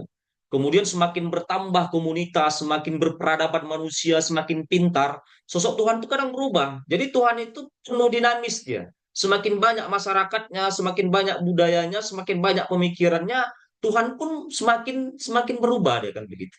Dari Tuhan yang satu, cahaya bagi kaum non-Yahudi. Non-Yahudi ini ialah jaraknya dari Ibrahim, punya anak Ismail, kemudian Ishak, Ishak punya anak, itu Yakub yang punya 12 orang.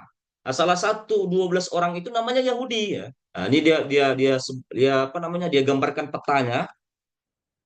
Petakan ini petanya ini sistematis ya. Saya langsung lompatnya ke sini nih. Kristen dan Yudaisme ini sebelum Islam ya. Kemudian masuk ini dia masuk ini tanah Arab dan sekitarnya pada masa Nabi Muhammad 570 632. Ini kan di mana Nabi Muhammad itu hidup. Ini makalah yang kita pelajari sekarang. Nah, ini kan Saudi ini, yang kayak kepala catur ini, ya kan? Nah, di sini kelihatanlah bagaimana pergerakan peradaban agama-agama. Ya. Di atas, di utara, ya agak melenceng sedikit itu ada Bizantium, itu Romawi. Di sini ada Persia. Kalau kita merujuk ke kitab suci di surat Ar-Rum itu memang digambarkan ini ya. Gulibatur Rum kan. Dikalahkan orang-orang Romawi oleh orang-orang Persia, tapi setelah itu Romawi menang. Nah, ini kalau kita melihat sejarahnya, jadi peradaban yang sangat besar itu memang sudah terjadi di antara utara dan selatan. Utara itu Romawi, selatan itu Persia. Kalau kita melihat ke buku karangan ulama-ulama Timur Tengah, saya merujuk kepada Ramadan Al-Buti ya yang meninggal 2010. Memang ada kecocokan ya, ada sinkron ya antara Karen Armstrong ini yang ateis, ini orang nggak beragama nih. Karen Armstrong ini yang ngarang buku sejarah tentang Tuhan. Ini awalnya dia biarawati, tapi akhirnya lambat laun karena dia semakin banyak belajar, semakin banyak tahu, akhirnya dia melepaskan diri dari agama. Intinya orang ateis ya. Nah, ini kalau Ramadan Al-Buti jelas ya mengarang tentang Sirah Nabawi. Terutama referensinya dia ambil dari Ibnu Hisham. Ada kecocokan. Ada kalau dalam Ramadan Al-Buti dia disebutkan kenapa Islam itu nggak lahir di sini, di sini. Karena di sini sudah memiliki peradaban yang sangat maju, ya Romawi, kemudian Persia. Kenapa dia lahir di sini? Nah, itu kan disebut Ramadan Al-Buti. Nah, Ramadan Al-Buti mengatakan karena di sini memang masih murni. Ya, kalau ini kan terjadi perperangan ini. Darius dengan Heraklius itu terjadi perperangan ini antara di Al-Quran juga mengatakan Romawi, Persia terjadi perperangan. Bahkan ini jarang ya, letaknya posisinya strategis tengah-tengah. Kenapa mereka ini terjadi perperangan di sini? Karena di sini ada sumber ya, ada resource, ada sumber ekonomi berperang untuk menguasai. Kenapa mereka ini nggak jamah, nggak tertarik? Padang busur ya, apa namanya, gurun yang sangat tandus tidak ada. Kira-kira gitu berarti logikanya kan. Apalagi kalau kita melihat ini ya periode Helenistik. Ini periode Helenistik ini. Helenisasi. Helenisasi ini terjadi sebelum Nabi Muhammad. Kalau kita bicara tentang Helenisasi, ini pasti identik dengan Alexander Agung. Alexander Agung. Ini terjadi peperangan Alexander Agung ini. Alexander Agung ini menaklukkan ya. Ini orang-orang Eropa, ya raja dari Makedonia, ya dia menaklukkan kerajaan-kerajaan ya sampai ke Timur Tengah. Ini kalau kita lihat petanya ini deh. Petanya. Jadi raja dari Makedonia ini, Alexander Agung ini kerajaannya ini, dia taklukkan semuanya ini, terus ke bawah ini. Nah, ini kan Eropa, sebagian Yunani kita bilang ya. Ini Mesir, dia taklukkan juga, ya. Kemudian Syam ini, tapi ini nggak masuk deh ini. Kenapa dia taklukkan? Berarti logikanya di sini nggak ada sumber ekonomi. Dia ambil di sini semua. Ini Persia sekarang. Persia sudah terbagi berapa negara? Ada Iran, ada Irak, ini Persia, terus saya setengahnya. Jadi inilah kekuasaan Alexander Agung. Dia taklukkan ini semuanya. Ya, dia taklukkan semuanya. Di sini tidak ada lagi-lagi sumber ekonomi, sehingga di sinilah dia taklukkan semuanya. Ini panah-panahnya ini ya. Ini periode Helenisasi. Apa Helenisasi ini? Helenisasi ini apa ya? Menyebarkan budaya peradaban Yunani. Menyebarkan peradaban Yunani. Bagaimana peradaban Yunani? Ya penuh dengan mitos, logos. Ya, misalnya mengatakan dewa Zeus, kemudian ada Hercules. Ya, jadi kalau kata Ramadan Al-Buti, kenapa tadi di mana tadi? Di sini. Kenapa nggak terjadi Islam itu di sini? Karena satu. Karena kalau sudah di sini Romawi penuh dengan mitologi. Jadi sudah tidak aman lagi kalau ajaran Islam itu turun di sini. Itu menurut Ramadan Al-Buti. Ini pakai petanya peta Karen Armstrong nih, yang orang ateis ini. Karena di sini jelas ya, ini adalah sudah sumber mitologi. Ya, ada Zeus, apalagi banyak lah ya tuhan-tuhan di apa ini ya. Kemudian kenapa nggak di Persia? Ternyata di Persia itu sudah berkembang namanya agama Zarathustra ya. Ini. Zarathustra ini berkembang nih masa Darius, disebutkan di sini masa Darius. Mana Darius? Milenium kedua Darius. Darius ini sempat perang ya dengan yang namanya Romawi ya. Ini Darius, mana Darius? Ya, mana di sini? Ada enggak? Kemana? Kores Agung ya, Kores Agung dan Darius satu ya. Kores Agung ini ditaklukkan oleh raja dari Makedonia, Alexander Agung tadi itu. Nah, kenapa nggak di sini? Karena di sini sudah ajaran Zoroaster. Bagaimana ajarannya? Kalau menurut Ramadan Al-Buti, ajarannya ini sudah nggak bisa lagi. Karena kenapa? Di sini semuanya serba manusia itu milik bersama ya. Misalnya raja-raja Darius, raja-raja orang Persia ya. Kalau misalnya nikah itu boleh dengan ibu sendiri. Kemudian anak kandung sendiri boleh dinikahin. Jadi nggak pantas Islam turun di sini. Jadi dua kerajaan besar. Nah, tapi kalau kita melihat Al-Quran juga ya, ketika terjadi peperangan di sini, surah Ar-Rum tadi itu, peradaban yang terjadi di sini memang, kenapa ini nggak tidak apa? Di sini mesti murni ya, mesti betul-betul jahil ya, bodoh ya, mesti murni. Cuma mereka ini jahil ya, tapi masalah moral masih apa ya, masih diagungkan dibanding sini. Kini sudah moral sudah rusak kan, sering berperang. Di sini moral masih ya, kejujuran, saling tolong menolong itu masih apa ya, masih jalan lah di sini peradaban tengah ini. Tapi mereka ini jahil, itu aja. Makanya Nabi Muhammad itu ya turunnya itu untuk menginformasikan tentang Tuhan. Masalah moral, jujur, itu memang mereka jujur semua. Kemudian apa lagi? Mereka ini saling tolong menolong semua. Misalnya jahil, misalnya dalam masalah apa namanya, hambur-hamburkan uang ya, saling apa namanya, saling ingin membantunya seorang itu, hambur-hamburkan uang itu memang identik dengan mereka nih boros ya. Apalagi peradaban yang terjadi di Israel ini untuk membuktikan bahwasanya mereka ini adalah royal. Judi ya, judi. Judi itu memang terjadi di sini ya, dibandingkan di sini ya. Mereka ini sangat, judi itu bukan suatu hal yang buruk, sekarang aja buruk. Sekarang judi itu negatif. Zaman Rasul itu judi itu nggak negatif, bagus. Untuk menunjukkan peradaban kedermawan seseorang itu harus main judi. Uangnya itu nanti diberikan kepada orang-orang yang kurang mampu. Ini identik moral orang-orang bangsa Arab pada saat itu. Nah ini kita melihat juga Abu Bakar itu kan main judi dia. Ya ketika dia tanding Guli Baterum, itu surah Romawi itu, dia bertaruhan dengan orang-orang Quraisy yang megang Persia, orang Quraisy yang megang Persia dengan tepat ya. Abu Bakar megang ini ya. Abu Bakar megang Romawi. Megang Romawi. Orang-orang Quraisy megang ini. Nah, jadi Abu Bakar sudah tahu nih, ini pasti menang karena informasi dalam surah Ar-Rum ini bakal menang meskipun ini di awal-awalnya kalah ya. Jadi pernah perang, ini kalah, tapi menurut informasi Al-Quran, karena Abu Bakar ini kan sahabat Rasul ya, ini bakal menang kan, Guli Baterum ini. Makanya dia apa ya, taruhan. Ya, memang itu budayanya ya. Bahkan ayat Al-Quran kalau kita lihat dari permainan peradaban judi itu ada manfaatnya. Bunyi Al-Qurannya begitu. Sebelum datang nasih mansuk, ya kan gitu kan? Yas'alunaka anil khamri wal maisir kul fihima ismun kabir manafi linnas itu. Ada orang-orang nanya sama Rasul, sama Muhammad pada saat itu, Muhammad ini cemana minum khamar ini sama minum judi ini? Eh, nggak ada dosanya, tapi bermanfaat juga. Jadi satu sisi ada dosa, satu sisi ada manfaat. Manafi alinnas. Jadi ada dosanya, ada bermanfaat. Maksudnya bermanfaat karena sangat menolong orang-orang di sini gitu. Nah, sampai ada ayat nasi mansukh ya, ayat apanya itu? Ayat nasi mansukhnya kan innamal khomru wal maisir.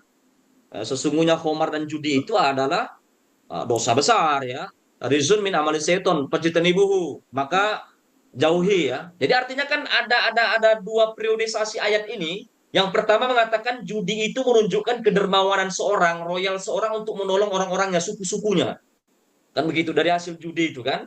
Tapi di situ ada dosa besar sampai ada ayat yang tandingannya, tinggalkanlah judi itu. Karena itu dari bagian perbuatan setan pajatan ibuhu, ya tinggalkan supaya kalian orang beruntung. Jadi di peradaban perjudian bandar judi terbesar di sini lah. Kira-kira kasino ya.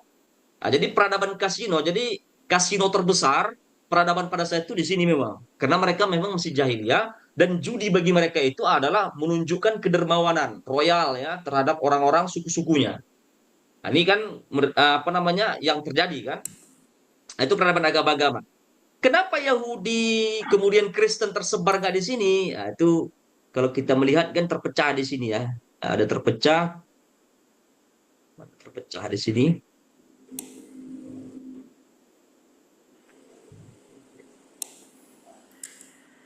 Ini terpecah nih. Ya saya katakan tadi ada cahaya non Yahudi. Dulu orang mengindahkan yang namanya Tuhan itu pasti satu. Ya, Yahudi itu nama orang. Di sini pecah kan. Jadi Israel lama yang utara, Israel baru itu yang selatan. Itu pecah di sini. Kenapa pecah? Mati rajanya. Siapa rajanya? Sulaiman. Solomon Temple yang sekarang diperebutkan antara Israel tadi Palestina kan gempuni Gaza ini kan. Gaza dari dulu dari zaman ini sudah perang itu ya, memperebutkan Ardul Muqaddas ini Gaza itu. Jadi rajanya orang Yahudi itu kan Daud. Daud rajanya. Mati Daud digantikan anaknya raja lagi Sulaiman. Mati Sulaiman nggak ada raja. Sudah nggak ada raja. Ya orang-orang yang suku-suku Yahudi anak Yakub tadi 12 ini salah satunya pecah itu Yahudi dia. Namanya Yahudi buat kerajaan sendiri. Jadi ada 12, 11 itu masih lurus ya, garis lurus. Yang satu lagi itu yang Yehuda ini buat sendiri ya. Dia rajanya kemudian buat agama baru karena sudah mati raja yang paling kuat di situ. Daud kan raja kuat, Sulaiman raja kuat kan. Ya dari mukjizat-mukjizat yang kita lihat kan Daud bisa besi bisa dia lemahkan ya, Sulaiman bisa bicara sama semuanya. Jadi ketika mati mereka terpecah, termasuk Yehuda ini. Akhirnya buat Tuhan sendiri. Tersebarlah ini, disebarkan oleh misalnya Yahudi ini agama yang paling bagus. Jadi di Jazirah Arab itu, di Jazirah Arab ini yang paling bagus dulu agama Yahudi ketika Nabi Muhammad hidup. Ketika Nabi Muhammad hidup itu, yang paling bagus itu agama Yahudi. Yahudi itu paling dekat dengan ajaran Islam ya. Dalam masalah misalnya nggak boleh makan makanan yang haram ya, babi dan lain sebagainya. Ya sampai nanti terpecah tadi itu ya, masuknya unsur-unsur filsafat ya, masuk unsur filsafat sehingga ajaran-ajaran yang bagus tadi itu sudah terkontaminasi. Jadi tugas Rasul itu ya menghilangkan kontaminasi, khususnya ajaran-ajaran filsafat. Kenapa ajaran filsafat di sini masuk? Balik lagi ke sini dia, Helenisasi, budaya Yunani. Filsafat itu berasal dari Yunani. Ini terjadi sebelum 352 sebelum Masehi. Terjadi ini sebelum Nabi Muhammad. Jadi sudah terkontaminasi dengan pemikiran-pemikiran filsafat. Kristen itu dulu Tuhannya satu, masuknya filsafat jadi trinitas. 3 jadi 1, 1 jadi 3. Dulu 1. Siapa yang membuat 3 jadi 1, 1 jadi 3 itu? Itu Rasul pertama itu, Paulus. Rasul Paulus itu yang mengajarkan kekristenan. Dia buat di sini petanya. Jadi petanya di sini, Paulus itu, dia ngajarkan ini terus ke Eropa. Makanya sampai sekarang Kristen, budaya peradaban Kristen paling banyak di Eropa yang ngajarkan Paulus. Kalau kita ke Vatikan, ya, kemarin yang datang itu Rasul keberapa itu? Berapa puluh yang kemarin di Istiqlal Indonesia? Rasul pertamanya itu Paulus. Ini dia. Ini kan dia nih. Kota-kota tempat Santo Paulus menyebarkan agama ini 4565 Masehi. Di sinilah mulai yang namanya Tuhan 3 dan 1 itu. Ini kan Eropa semua ini. Makanya identik Eropa dengan kekristenan. Dengarkan di sini. Ini penyebaran-penyebaran agama. Berawal dari tengah, ya. Termasuk Yahudi, Kristen, Islam. Itu peradaban agama-agama. Satu itu ya, kesimpulan saya. Kemudian kesimpulan kedua, informasi teologis, udah politik. Politik. Tadi dibahas di makalah tentang Piagam Madinah. Ya, Piagam Madinah. Juga dibahas juga dalam diskusi agama, negara apa harus bersatu. Nah, itu menarik juga itu, masalah politik nih. Jadi Nabi Muhammad ini ya, apa setelah peristiwa hijrah ya sampai ke kota Madinah membuat suatu piagam ya, Piagam Madinah mensaudarakan atau mengikat satu komunitas baik itu Yahudi, suku-suku di situ menjadi satu negara. Tapi perlu kita ingat, negara itu kalau dalam bahasa Inggris itu namanya nation. Jadi kalau nation itu kan artinya tempat lahir. Itu munculnya abad tengahan, abad 13. Itu jauh pasca Nabi Muhammad. Pasca Nabi Muhammad itu. Pasca Nabi Muhammad. Nation itu pasca Nabi Muhammad. Nah, kalau di sini yang menyatukan mereka itu bukan tempat lahir. Karena Nabi Muhammad sendiri bukan lahir di kota Madinah. Dia lahir di kota Mekah. Kemudian dia hijrah ke kota Madinah. Jadi yang menyatukan komunitas-komunitas suku-suku yang ada di Madinah ini ya Islam gitu. Ya makanya negara yang menyatukan komunitasnya itu berdasarkan ideologi agama. Makanya hukumnya hukum agama, konstitusinya konstitusi agama. Bagaimana dengan sekarang Indonesia? Ah, ini jadi berbenturan. Kata-kata nation, state itu munculnya abad 13, 1300 abad ke-8.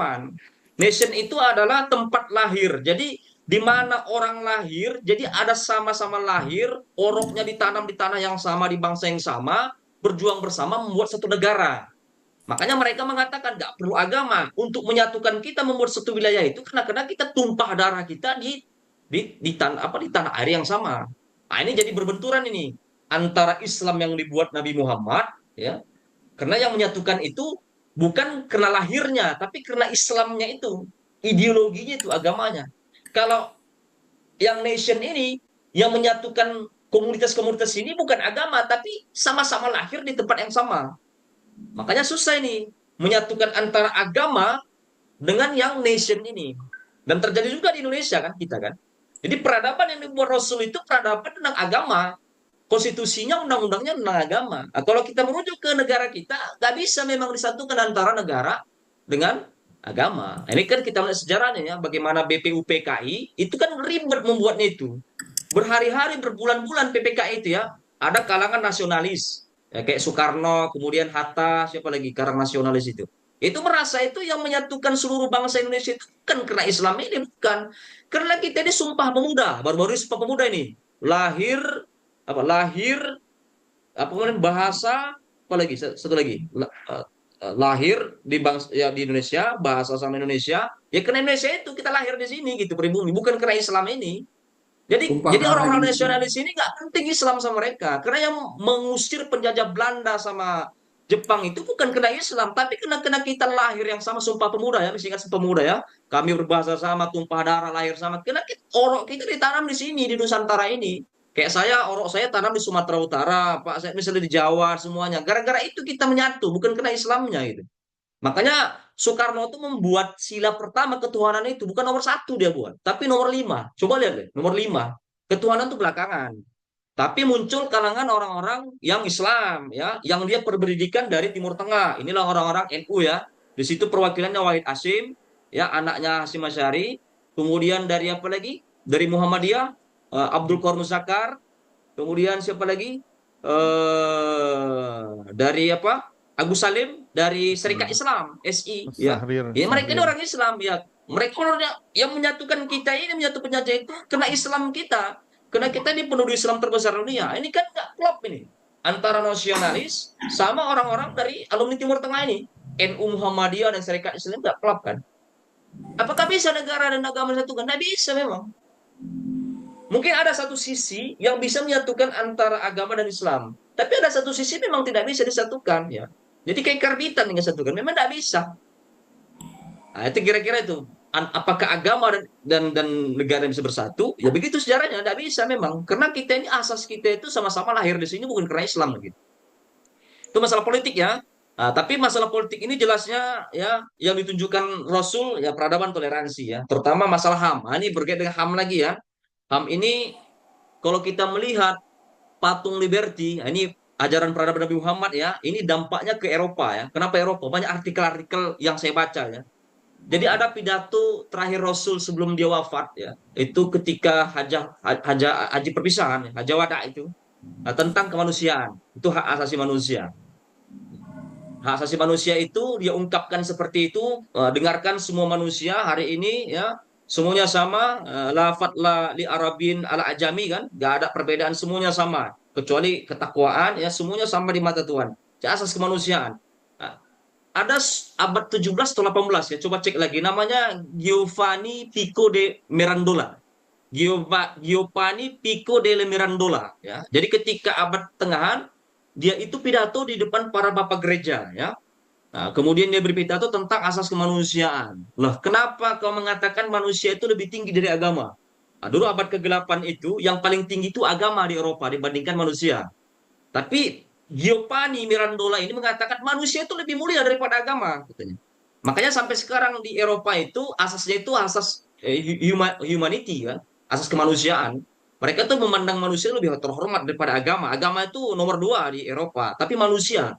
Ya, karena dulu manusia nggak ada taringnya ya ketika berbenturan dengan agama, ketika abad pertengahan. Yang paling ada taring itu agama ya, atau Kristen lah, pada khusus ke agama Kristen kan. Nah, jadi pidato seperti itu Giovanni kemudian ditangkap itu sama para bapak-bapak ya, bapak gereja itu. Kamu dari mana Pak nih? Saya berpidato seperti ini mendapatkan dari orang-orang Saracen katanya. Saracen ini orang Masyrik ya, orang timur. Merujuk kepada orang-orang Arab ya, ya ketika perang salib. Ya. Dan pidato Saracen ini jelas lah ya, pidato Rasul itu ya, asas kemanusiaan ya. Semuanya kehormatan, darah ya. Sesungguhnya darah kalian, kehormatan kalian semuanya itu harus dilindungi semuanya. Penyataraan manusia ya akan jadi emansipasi ya. Emansipasi ya antara laki-laki perempuan. Nah, itu kan dari pidato Rasul ya. Meskipun jadi bumerang juga ya. Gara-gara pidato Rasul seperti ini, perempuan merasa setara antara laki-laki dan perempuan. Ada gerakan emanasi nanti. Penyetaraan antara laki-laki sama perempuan dalam ruang publik itu. Akhirnya perempuan sekarang merajalela kan. Ya kalau merasa mandiri mereka nggak butuh laki-laki. Ini gara-gara Rasul juga sebenarnya. Jadi sebenarnya Nabi Muhammad ini buat malapetakannya gara-gara perempuan, gara-gara emanasi itu kan. Ya, emanasi itu kan begitu. Ada muncul gerakan emanasi itu menyetarakan antara laki-laki dan perempuan. Jadi dulu perempuan tidak boleh tampil di ruang publik. Rasul itu mengangkat derajat perempuan bisa muncul di depan publik. Akhirnya kebablasan sama jadi antara perempuan dan laki-laki di ruang publik ya. Ya kalau dulu misalnya kita lihat misalnya olahraga identik bola itu laki-laki. Sekarang apa yang olahraga nggak ada ya? Perempuan pun sudah ada dalam FIFA olahraga kan, angkat besi di Indonesia perempuan gitu kan. Driver busway Transjakarta itu ada juga perempuan, ada juga laki-laki. Jadi perempuan mandiri itu memang nggak butuh dengan laki-laki kan. Nah, itu gara-gara namanya emansipasi. Gerakan emansipasi itu kan menyebar ya, tidak dari Eropa sampai ke kita ya. Nah, jadi balik lagi yang politik tadi. Jadi ketika ditulis ya, yang nulis itu siapa presiden pertama Amerika? Saya lupa. Presiden pertama Amerika itu Abraham Lincoln siapa? bukan? Abraham Lincoln apa siapa? Bukan. Siapa? Presiden pertama Amerika. George Washington. Apa? Abraham Lincoln bukan ya? Bukan George Washington. Abraham Lincoln. Siapa? Enggak, George Washington. Siapa? George Washington. George Washington. Washington. Washington DC. Kan saya rasa. Pokoknya dia ini terinspirasi kemerdekaan Amerika abad 18 itu dari John Locke. Nah, John Locke ini. Dia presiden pertama Amerika ini terinspirasi dari John Locke. John Locke ini seorang penulis ya. Nah, John Locke ini banyak menulis artikelnya terinspirasi dari Rasul tadi itu. Sehingga inspirasi presiden pertama Amerika ini ya, itu lambang kemerdekaan liberty itu lambang kebebasan. Itu yang dibilang Rasul itu sesungguhnya darah kalian semua itu kebebasan. Makanya lambang patung liberty itu kebebasan ya. Itu presiden Amerika terinspirasi dari John Locke. John Locke itu terinspirasi dari pidato-pidato kemanusiaan Nabi Muhammad. Nah, silakan baca artikelnya. Saya lupa siapa presiden pertama Amerika itu ya. George Washington, Pak. George Washington. Iya. Ya, Beliau yang bahkan ada punya punya Quran itu kan juga. Ya mungkin ya George Washington ya, yang terinspirasi dari John Locke ya. Ya. Bukan George Bush, Kemudian Ustaz. apa lagi? Ilmu pengetahuan politik selesai, HAM sudah, ilmu pengetahuan George ya Bush mau hadis ini. geblek. Nah, sampai sekarang tanya-tanya sama saya hadis ini ya. Kenapa begini ya? Orang Timur Tengah, khusus orientalis bertanya begini. Khususnya kan ilmu pengetahuan yang terbentuk masa Rasul ini kan teologis. Nah, merujuk kalau teologis masalah Tuhan ini hadis. Bagaimana para sahabat itu ya, dia mencatat semuanya apa yang dibilang Rasul. Karena hadis itu kan hampir mayoritas semua hadis itu kan pendek, nggak panjang-panjang. Ya, ketika misalnya Rasul berbicara, berdiskusi seperti kita ini ya, 2 jam, itu kan berapa kata itu ya? Bisa kan ribuan kata. Bagaimana bisa mereka menulis itu kan? Toh yang akhirnya nanti di karang Sahih Bukhari itu nggak panjang-panjang seperti itu gitu. Jadi bisa jadi kan ada sahabat-sahabat tiba-tiba Rasul ngomong termotivasi dengan kata-kata itu dia tulis aja gitu. Ini jadi motivasi gitu. Jadi kan nggak lengkap dalam satu kalimat itu kan nggak bisa satu kalimat yang terputus dari sebelumnya kan nggak bisa jadikan ini ya menjadi anjuran moral gitu. Karena coba kita lihat ya di Sahih Bukhari itu nggak ada hadis itu hampir semuanya dominannya pendek-pendek nggak panjang ya. Kan nggak mungkin Rasul itu bicara itu sepatah dua patah kata kan kalau misal diskusi 2 jam sahabat dengan Rasul itu kan bisa kalau kita ini sudah 2 jam ini berapa kata-kata keluar nih misalnya senerangnya sudah berapa kata-kata tuh kan mungkin tuh sahabat nulis semuanya itu juga pertanyaan sama saya kan meskipun mereka mengatakan sanad betul sanad tapi kan sanad itu kan mungkin dari beberapa riwayat sahabat pasti yang ngambil itu yang kira-kira yang ada cocok dengan diri dia jadi semacam kata-kata motivasi kan itu jadi hadis kan. Nah, itu jadi hadis itu pertanyaan juga. Coba dibahas tuh anak PTQ cocok nih ilmu Quran tafsir ini kan. Apakah hadis yang ada sekarang itu betul apa yang dikatakan Rasul pada saat itu? Nah, jangan-jangan Rasulullah kan bicara sampai ribuan kata yang ditulis paling sampai 100 kata kan. Sisanya mana gitu kan. Nah, itu coba diselidiki itu ya. Itu belum ada penelitian itu. Setelah hadis itu pengetahuan peradaban itu kemudian ya habis. Selesai habis ya. Cukup itu saja kesimpulan saya. Silakan di closing statement ya. Sudah mau maghrib, silakan pemakalah. Ya, Silakan. baik Ustadz. Mungkin hanya ini yang bisa saya sampaikan. Terima kasih kepada Ustadz semuanya yang telah memberikan perhatiannya. Terima kasih juga kepada Ustadz Zakaria yang telah memberikan